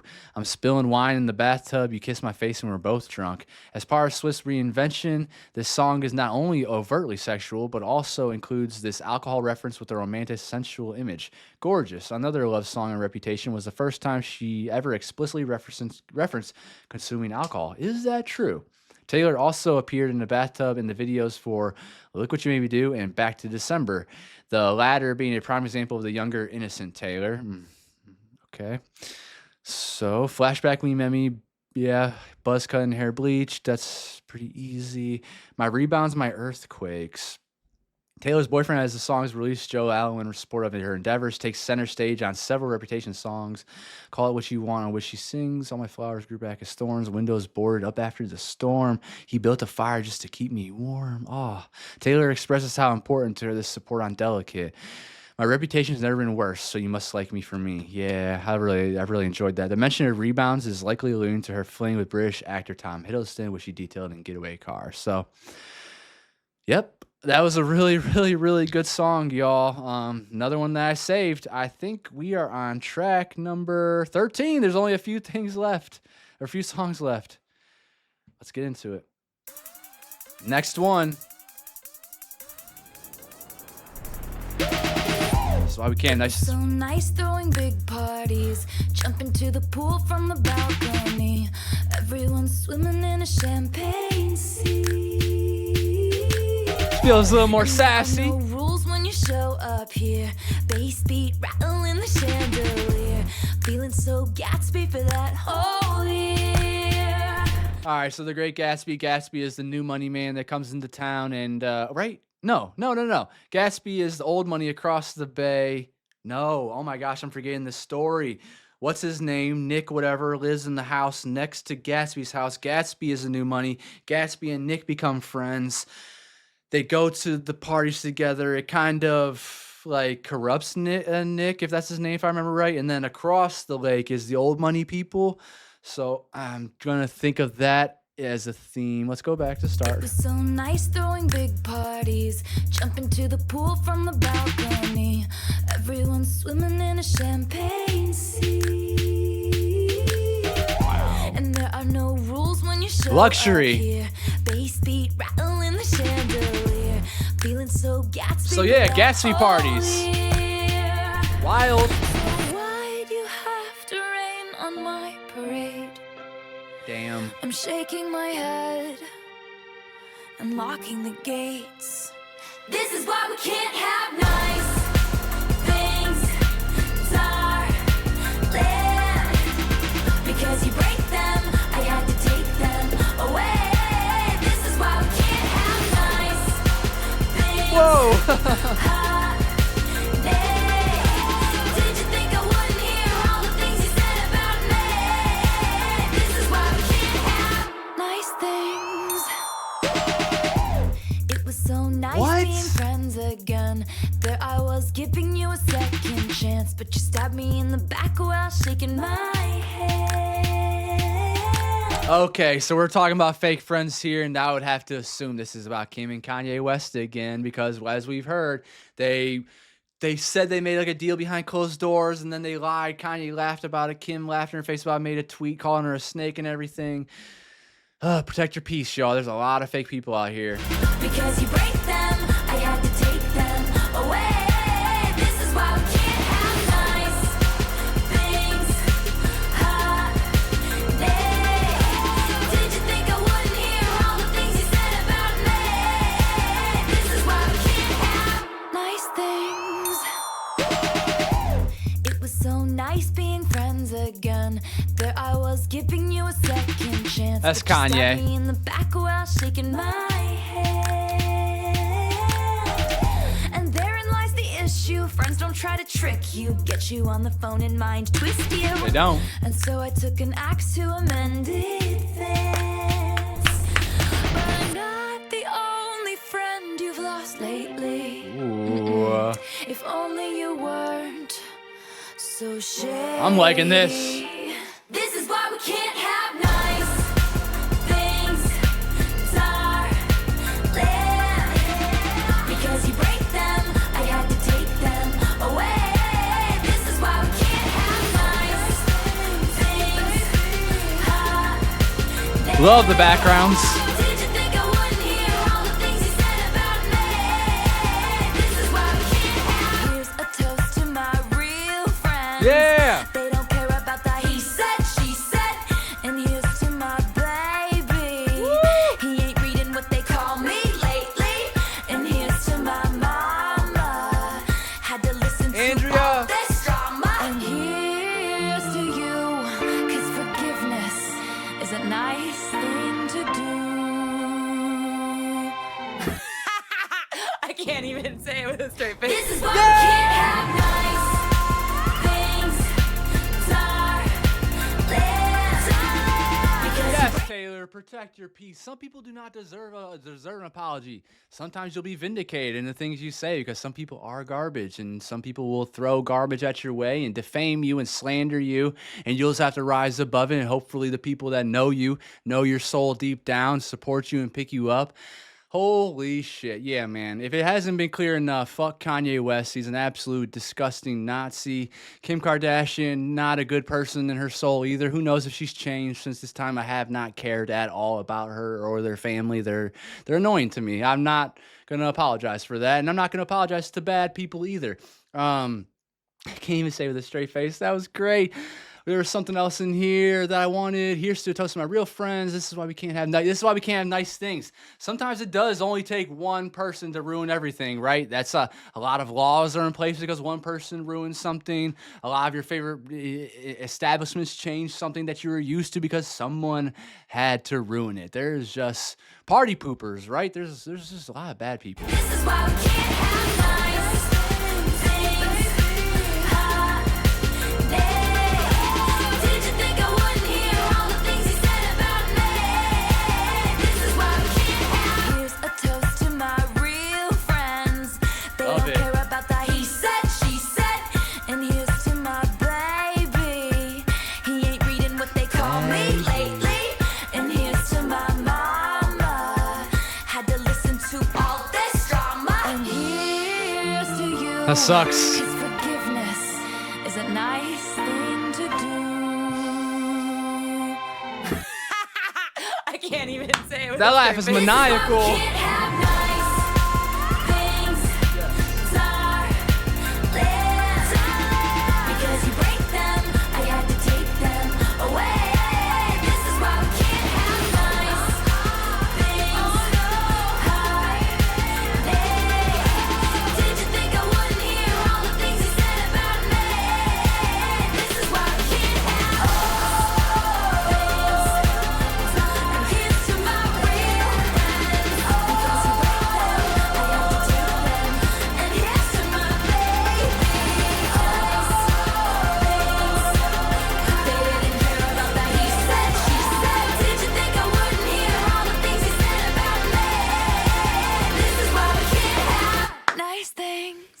Also, life always has to be operated with nuance, in my opinion. We have to have an active mindset to be able to filter things, right?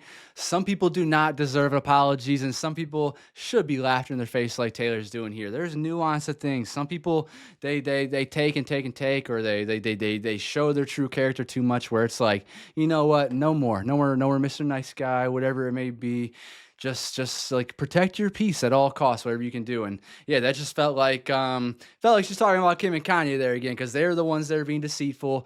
As you saw through my CIA guide that my moderators put together for me, the details about what happened, the events that happened, and them just being disgusting because they want to monetize off her. It's Occam's razor, y'all. Usually the most obvious thing, simple thing is usually the correct answer, and that they're capitalists to their core even more than her, and she has that that title from other people on the internet and whatnot, which is whatever. She makes her money, she does what she wants to do because she's a boss, and she objectively did it off the back of her own talent, not starting stuff with people, not being nasty to people.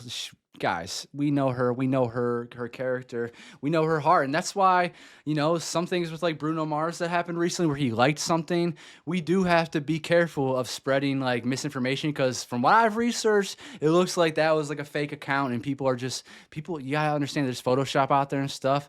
But then other people said that it was a real account, but the image was photoshopped and whatever. Bruno Mars came out and said, he addressed it right away, that he would never do that, and that he loves Taylor and never has anything bad to say about her, and that she supports him as well. But you never know. I think, like one of my subscribers said in my chat, that Taylor has been dragged through the mud so much, just like Beyonce, just like Gaga, just like Ariana. I always have to do that because I've been through these deep dives, and I have the information up here to know the truth about these things.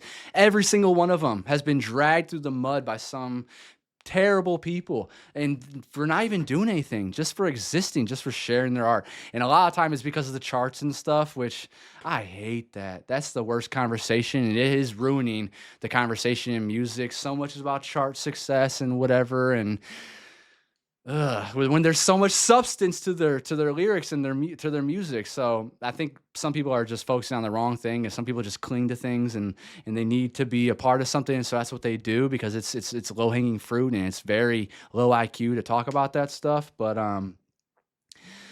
yeah, I feel like there's always like one or two people that just ruin things for everybody, and Kanye and Kim are those people. Let's go see the context on this one, because I have a strong feeling that this is definitely about them, because we know about the song Famous. Like this, and we know that it took her away out of the spotlight, and she went away for like 2 years and didn't, or a couple years, 3 years, and didn't make an album, which wasn't like her. So, song bio. On this lighthearted, anthemic, and almost comical track, Taylor Swift throws some major shade at all the haters. During the secret sessions held before the release of Reputation, Taylor told fans that this song drew on her experiences with the fame and the media. She stated that she'd thrown extravagant parties and invite her friends on stage with her during the 1989 tour as a nice gesture to share her success with those around her. However, the media eventually turned that against her, questioning and criticizing her need for a squad. Wow. Damn it. So it was the media, oh my gosh, coming at her because she, so dumb. Her need for a squad, which led to her essentially moving out of the public eye completely and go on a sabbatical for next year. So again, I bring up these other people, Beyonce and Ariana Grande and others. Madison Beer recently got bullied off of Twitter. Like people get bullied off of Twitter because of the disgusting amount of hate culture that's on these things as well. And the bots are not new. Bots have been around since 2016. I will stand 10 toes down that Russia had an influence on the United States election to get Donald Trump elected. Call me a conspiracy theorist. I see dominoes fall, I think, better than a lot of people do, and I also am very informed and researched, so whatever. But anyways, and look now, 75% of Twitter's bots, like over 80% of Threads, even worse than Twitter's bots. Blue Sky, I don't know. From what I've seen, it is just like an echo chamber, and I'm sure there's tons of bots on there. YouTube has a ton of bots. I don't know about TikTok. I'm sure they do, but mainly like the Twitters and Facebooks, where there's information that you read off of, and there's pictures being sent at you and stuff. A lot of that is manipulation. And from disgusting people. I said recently about with Olivia Dean, I've seen that there is these pay pools that come out from, I don't know if it's from labels or what it's from, but it'll surface in like these Telegram accounts, these Discord accounts that go around to spread this stuff. And it'll be like, oh, $50,000 to the most viral tweet, which you got to think of how many people are in those chat rooms. They see that. Now you have thousands of accounts that are trying to make the most hateful viral tweets or posts, whatever it may be, about that person. And then they possibly get paid $50,000 for it. So there's an incentive to be nasty. It always comes back around to people chasing money or inclusion to something, like they're lonely or whatever. But okay, many have also speculated this song specifically references her ongoing feud with rapper Kanye West. Yeah. Feeling so Gatsby for that whole year. Nice. The Great Gatsby, in a 1925 novel written by American author F. Scott Fitzgerald. It tells the story of Jay Gatsby, a mysterious millionaire who holds extravagant parties. Taylor herself is known for having parties in her Rhode Island mansion. The most famous party is her annual 4th of July celebration, which is frequented by the likes of Ed Sheeran. Taylor also makes a potential reference to The Great Gatsby on Don't Blame Me, where she might be likening herself to Gatsby's love interest, Daisy Buchanan. I once was Poison Ivy, but now I'm your Daisy. Oh, I should have got that earlier. Gatsby isn't the only literary reference Taylor makes on Reputation. She integrated Charles Dickens' quote on Getaway Car. It's the best of times, it's worst of crimes. It was so nice being friends again. So this is where I think it was Kanye, because she had to do that. Yeah, she had to give him the video Vanguard thing, right? For the next few years, the two were on seemingly good terms. Taylor even presented Kanye with MTV's 2015 Video Vanguard Award, and Kanye sent her flowers at the show. However, more drama surfaced when Kanye released Famous, a song on which he made vulgar comments about Taylor. He later claimed she approved the lyrics, which Taylor vehemently denied. During the fallout, Kanye featured a nude wax figure of Tay in the song's music video. You disgusting fucking pig. I said pig. I don't want to mean pig. See, I'm too woke. The lyrics, "But you stabbed in the back while shaking my hand," are reminiscent of Swift's 1989 track Bad Blood. Still got scars on my back from your knives. It also refers to Julius Caesar, who was literally stabbed in the back by Brutus, right? Et tu, Brute. Yeah, it's down here. She also references him in her Look What You Made Me Do video. Et tu, Brute is on the pillars of the snake throne scene. So that one wasn't too hard to get as well, because thank you to my moderators. They got me nice and educated on that little aspect, and I knew about it as well. But I didn't know that. I didn't remember anything about. I forgot that. Oh my gosh, I can't spit it out. Spit it out. I didn't realize 2016 was the year that song came out and all that was happening. So that is one Kanye song I guess I've heard since after 2009. I do know that one, unfortunately. Going to the clubs and stuff, how do you not hear that song? Next track is Call It What You Want. We are on track number 14. We're almost done. We're at 3 hours and 40 minutes. Hope you're having a fantastic time with me. You know what? Actually, before we get into this, we have more giveaways. That's the 4th giveaway. All we've got left is the Reputation vinyl, which I'm keeping that one. I'll just send the vinyl directly from her store to whoever's address that wins this. So, oh my goodness, we're getting close to being done, y'all. This is track number 14. Call It What You Want. Let's start right back over. Get Spotify back up.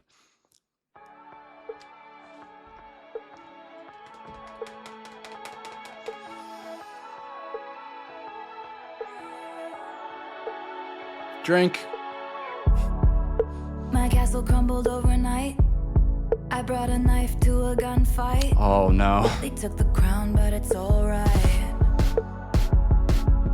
So castle crumbling, meaning the empire that she built up, us, the Swifties, the fans, and then you just took it from her like that. Maybe just the admiration from outside. I grew up knowing that. Like, I always saw people admiring her, and I always knew one day I was going to get into this deep dive as well. I got rushed into it because of the Grammys, but it has been life-changing and amazing.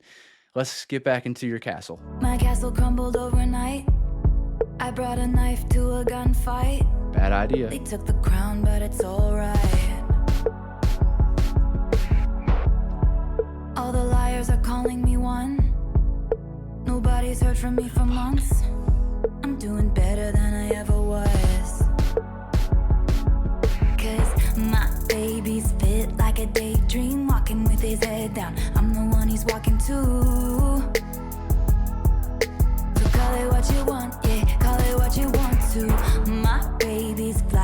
jet stream, high above the whole scene. Loves me like I'm brand new. Aw.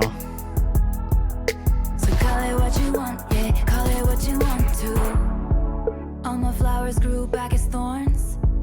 Windows boarded up after the storm. He built a fire just to keep me warm. That's gorgeous. Call it what you want. All my flowers grew back as thorns, so she got a little sharper. She feels a little less kind and loving, I'd imagine. Windows boarded up after the storm. Closing down shop. Gonna try to take my peace back and build myself back up. He built a fire just to keep me warm. That's beautiful. All my flowers grew back as thorns. Windows boarded up after the storm.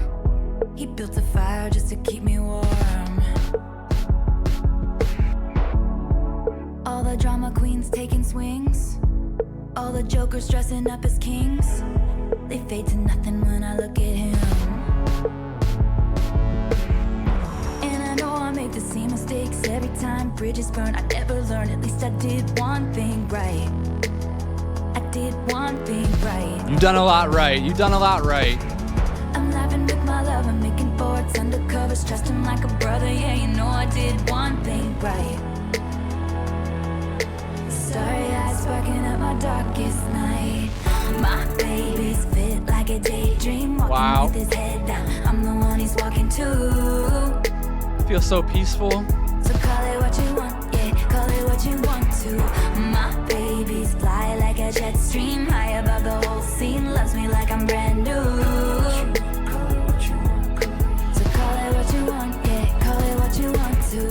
I want to wear his initial on a chain round my neck, not because he owns me, but cause he really knows me, which is more than they can say. I recall late November, holding my breath slowly. I said, you don't need to save me, but would you run away with me? Yes, my baby's fit like a daydream, walking with his head down, I'm the one he's walking to. Wow. So call it what you want, yeah, call it what you want to. My baby's fly like a jet stream, high above the whole scene, loves me like I'm brand new.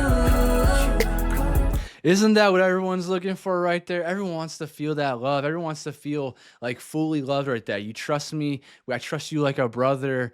I recall late November, holding my breath slowly, I said, you don't need to save me, but would you run away with me? Yes, my baby's fit like a daydream, walking with his head down. I'm the one he's walking to. Call it what you want, call it what you want. So call it what you want, call it what you want. My baby's fly like a jet stream, high above the whole scene. Love me like I'm brand new. So love me like I'm brand new. Love me like there's none of the other stuff that's in front of that's there in front of us, the baggage and everything. Love me like I'm new, and like you're going to give it the all. You're going to see me for me, but you're also going to accept all those other bad things as well. Like, it feels like peace. It feels like finding your peace and you're reclaiming your peace, I think. High above the whole, my baby's fly like a jet stream, high above the whole scene. So he's above all that crap. Loves me like I'm brand new. I want to wear his initials on a chain around my neck, not because he owns me, because he really knows me. And that right there, I think that means so much. I am such a deeply layered person that you can't just get an opinion off me off of like one watch of my reaction videos, I don't think. Maybe, because I'm very vulnerable and authentic, but I don't know. I think there's a lot to me that you have to unwrap, and to have somebody that actually knows me and allows me to express myself and allows me to be peaceful with them, like, shit, that is fucking priceless, y'all. Call it what you want to. I want to wear his initial on a chain round my neck, not because he owns me, but cause he really knows me, which is more than they can say. I recall late November, holding my breath slowly. I said, you don't need to save me, but would you run away with me? Yes, my baby's fit like a daydream, walking with his head down, I'm the one he's walking to. So call it what you want, yeah, call it what you want to. My baby's fly like a jet stream, high above the whole scene, loves me like I'm brand new. So call it what you want, yeah, call it what you want to.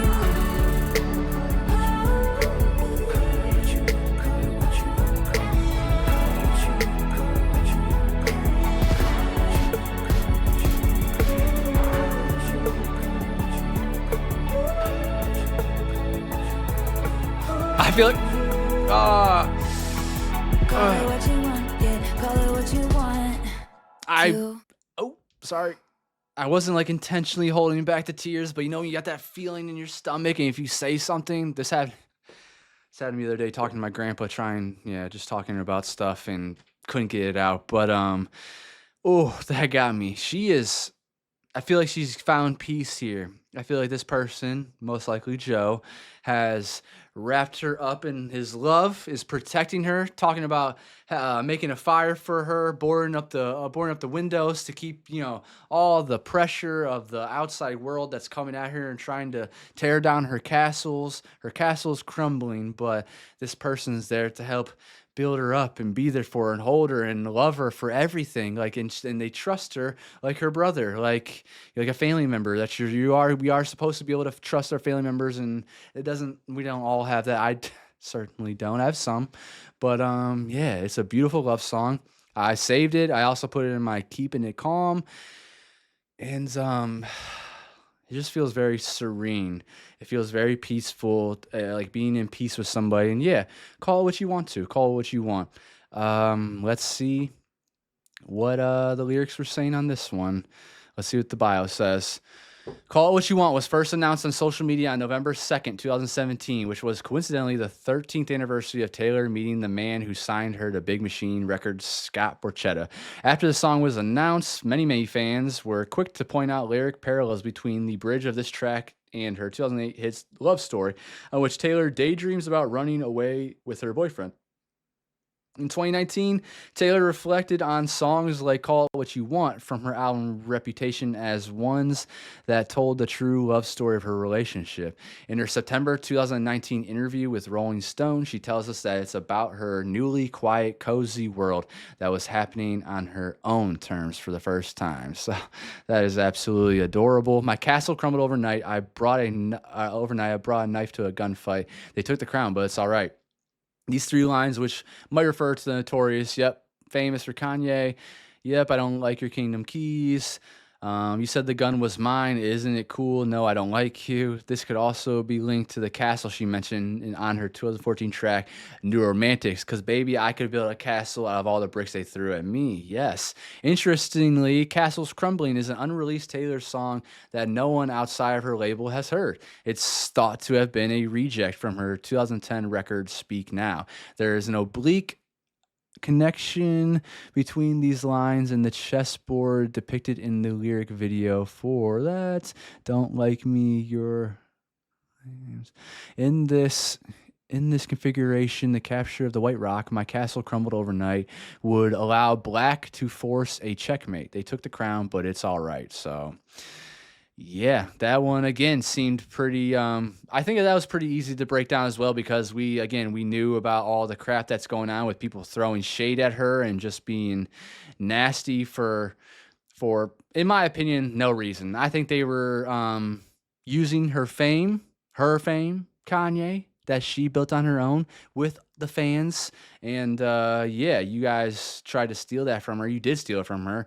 for a couple years, and she went away.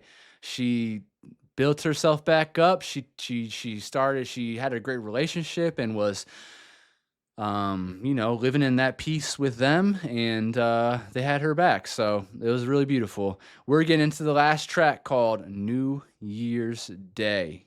Here we go. Thank you guys for being with me. After the party, girls carrying the shoes down in the lobby. I got the picture. Candle wax and Polaroids on the hardwood floor. You and me from the night before, but don't read the last page. But I stay when you're lost and I'm scared and you're turning away. I want your midnights, but I'll be cleaning up bottles with you on New Year's Day. You squeeze my hand 3 times in the back of the taxi. I can tell that it's gonna be a long road. I'll be there if you're the toast of the town, babe. Or if you strike out and you're crawling home. Don't I stay when it's hard or it's wrong or we're making mistakes. I want your midnights, but I'll be cleaning up bottles with you on New Year's Day. Okay, what does that part mean? The other part makes sense, obviously. Or if you strike out and you're crawling home, don't read the last page. But I stay when it's hard or it's wrong or we're making mistakes. I love that so much. I want your midnights, but I'll be cleaning up bottles with you on New Year's Day. But I'll be cleaning up bottles with you on New Year's Day. So is this like we're the hosts of this party and we're just cleaning up after things? Or no. But I'll be cleaning up bottles with you on New Year's Day. I'll be with you because we're together. I think this is a good thing. And I'll be cleaning up the bottles with you after the party on New Year's Day because we're not leaving each other. We're staying together, I think. But I stay when it's hard or it's wrong or we're making mistakes. I want your midnights, but I'll be cleaning up bottles with you on New Year's Day. Hold on to the memories, they will hold on to you. Hold on to the memories, they will hold on to you. Hold on to the memories, they will hold on to you. I will hold on to you.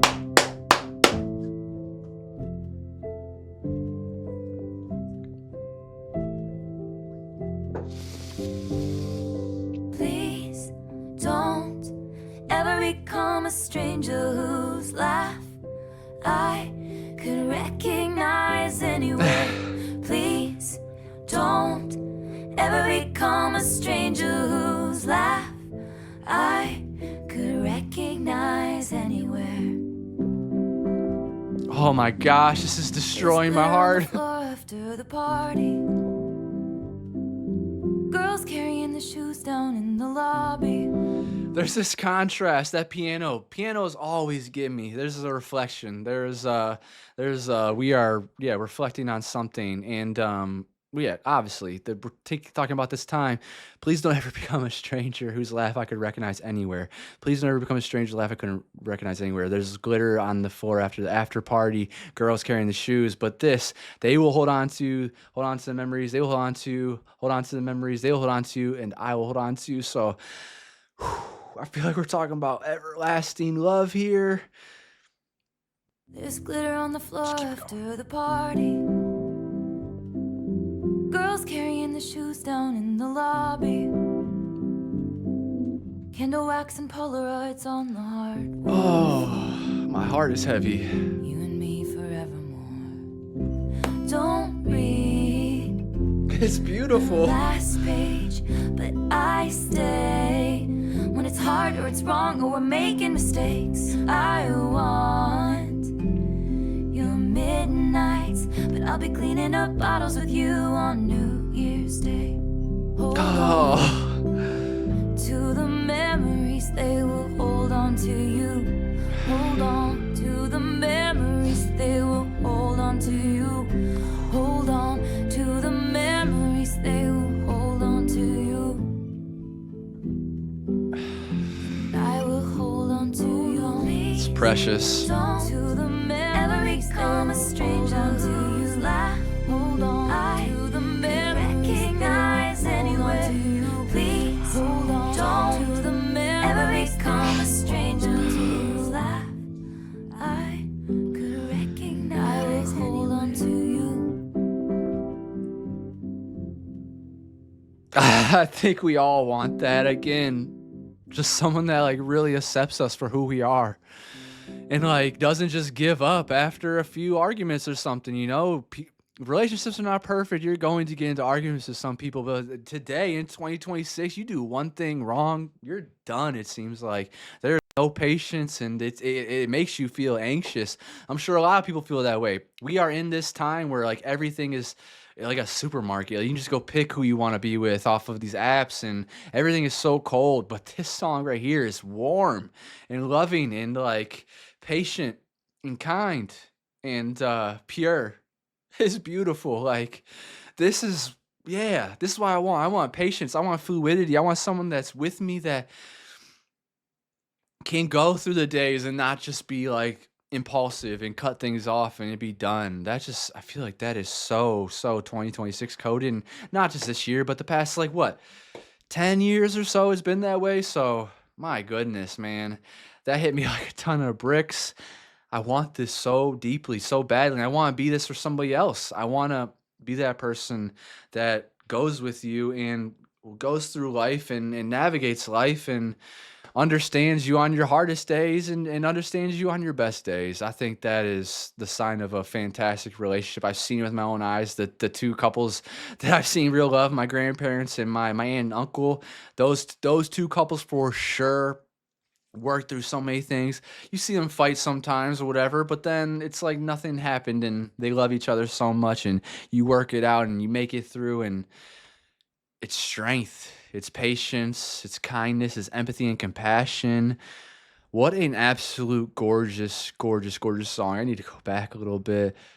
I'll be cleaning up bottles with you on New Year's Day. Hold on to the memories, they will hold on to you. Hold on to the memories, they will hold on to you. Hold on to the memories, they will hold on to you. And I will hold on to you. Please don't to the memories, ever become a stranger to you. Hold on to the memories, recognize anywhere. Please hold on to the memories, ever become a stranger to you. I could recognize. I will hold on to you. Oh my God.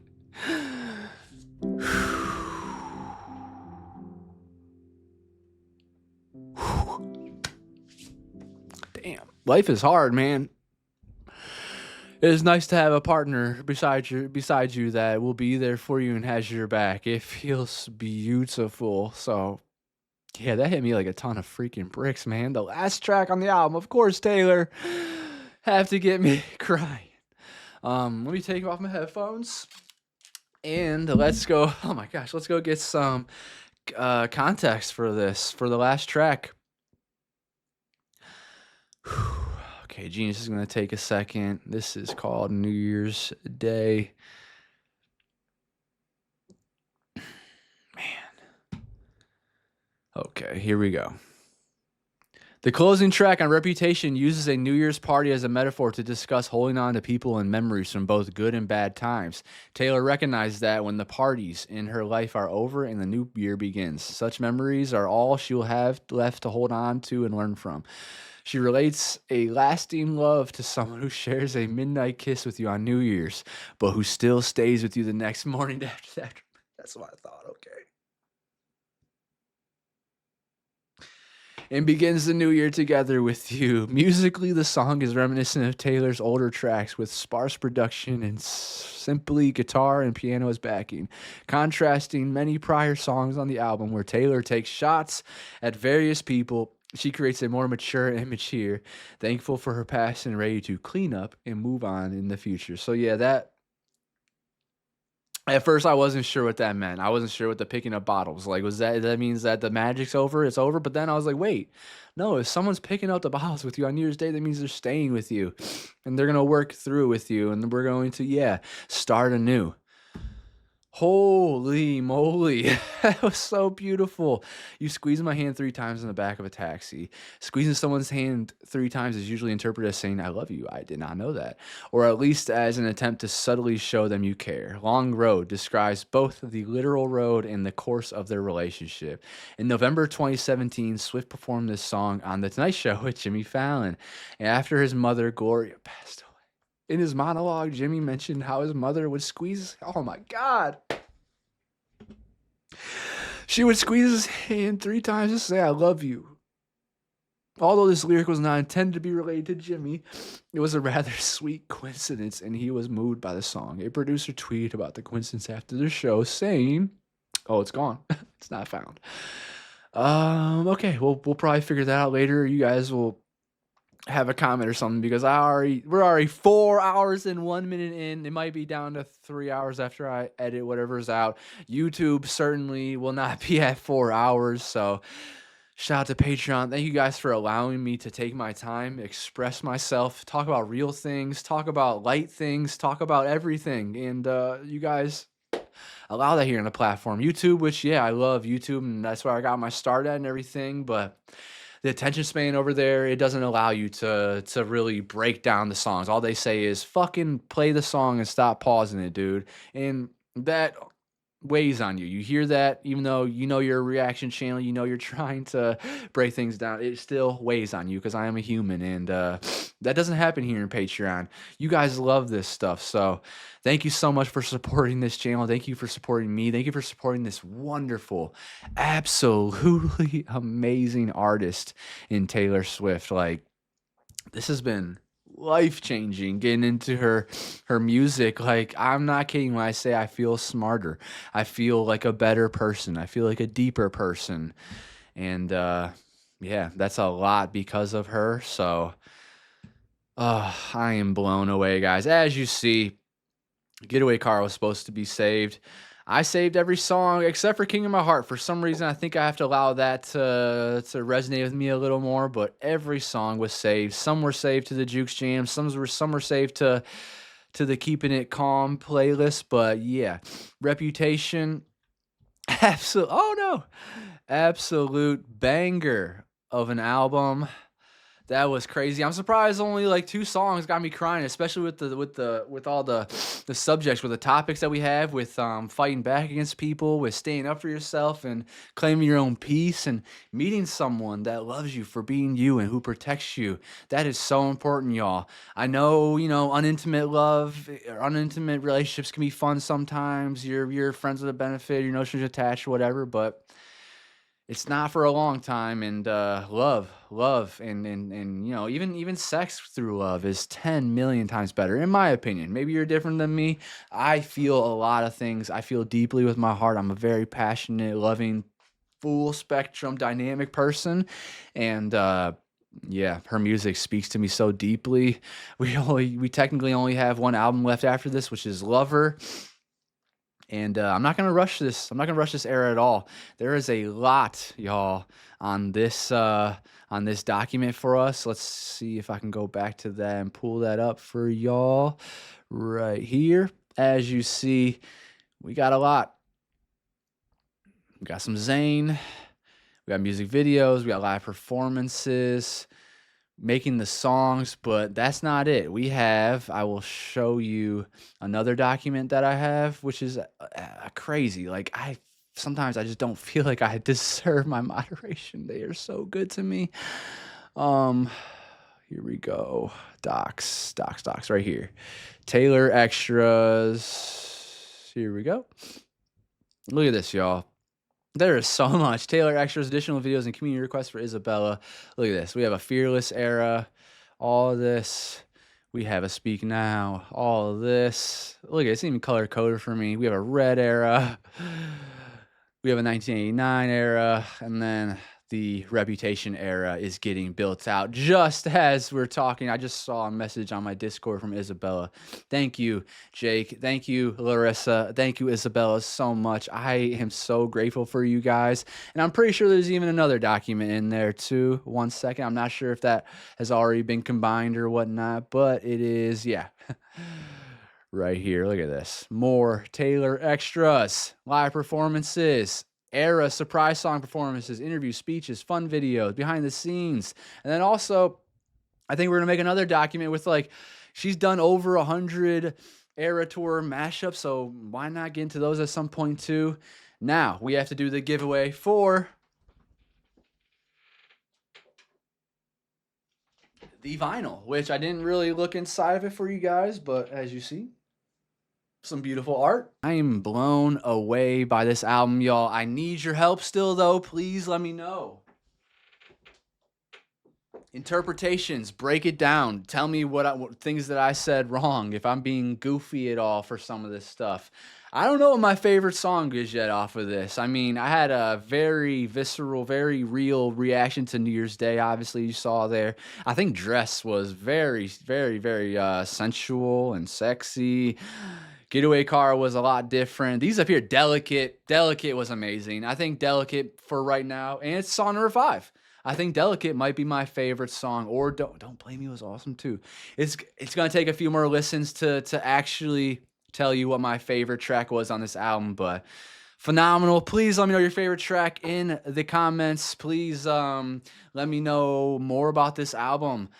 I cannot wait to get into music videos, the live performances, and the interviews and everything. Interviews and exclusive stuff is going to only be on Patreon, so make sure you subscribe over there. We have way over 100 videos now on Patreon with Taylor Swift. I have over 1,140 videos now on Patreon, so there's a little bit of something for everyone. So if you don't just want to listen to Taylor, there's a lot more. I'm also about to get into Lana Del Rey, and I'm also going to do another deep dive poll for the women, and there's going to be Rihanna, Mariah Carey, there's going to be Lizzie McAlpine, there's going to be Brandy Carlisle, there's going to be maybe Jan Jackson.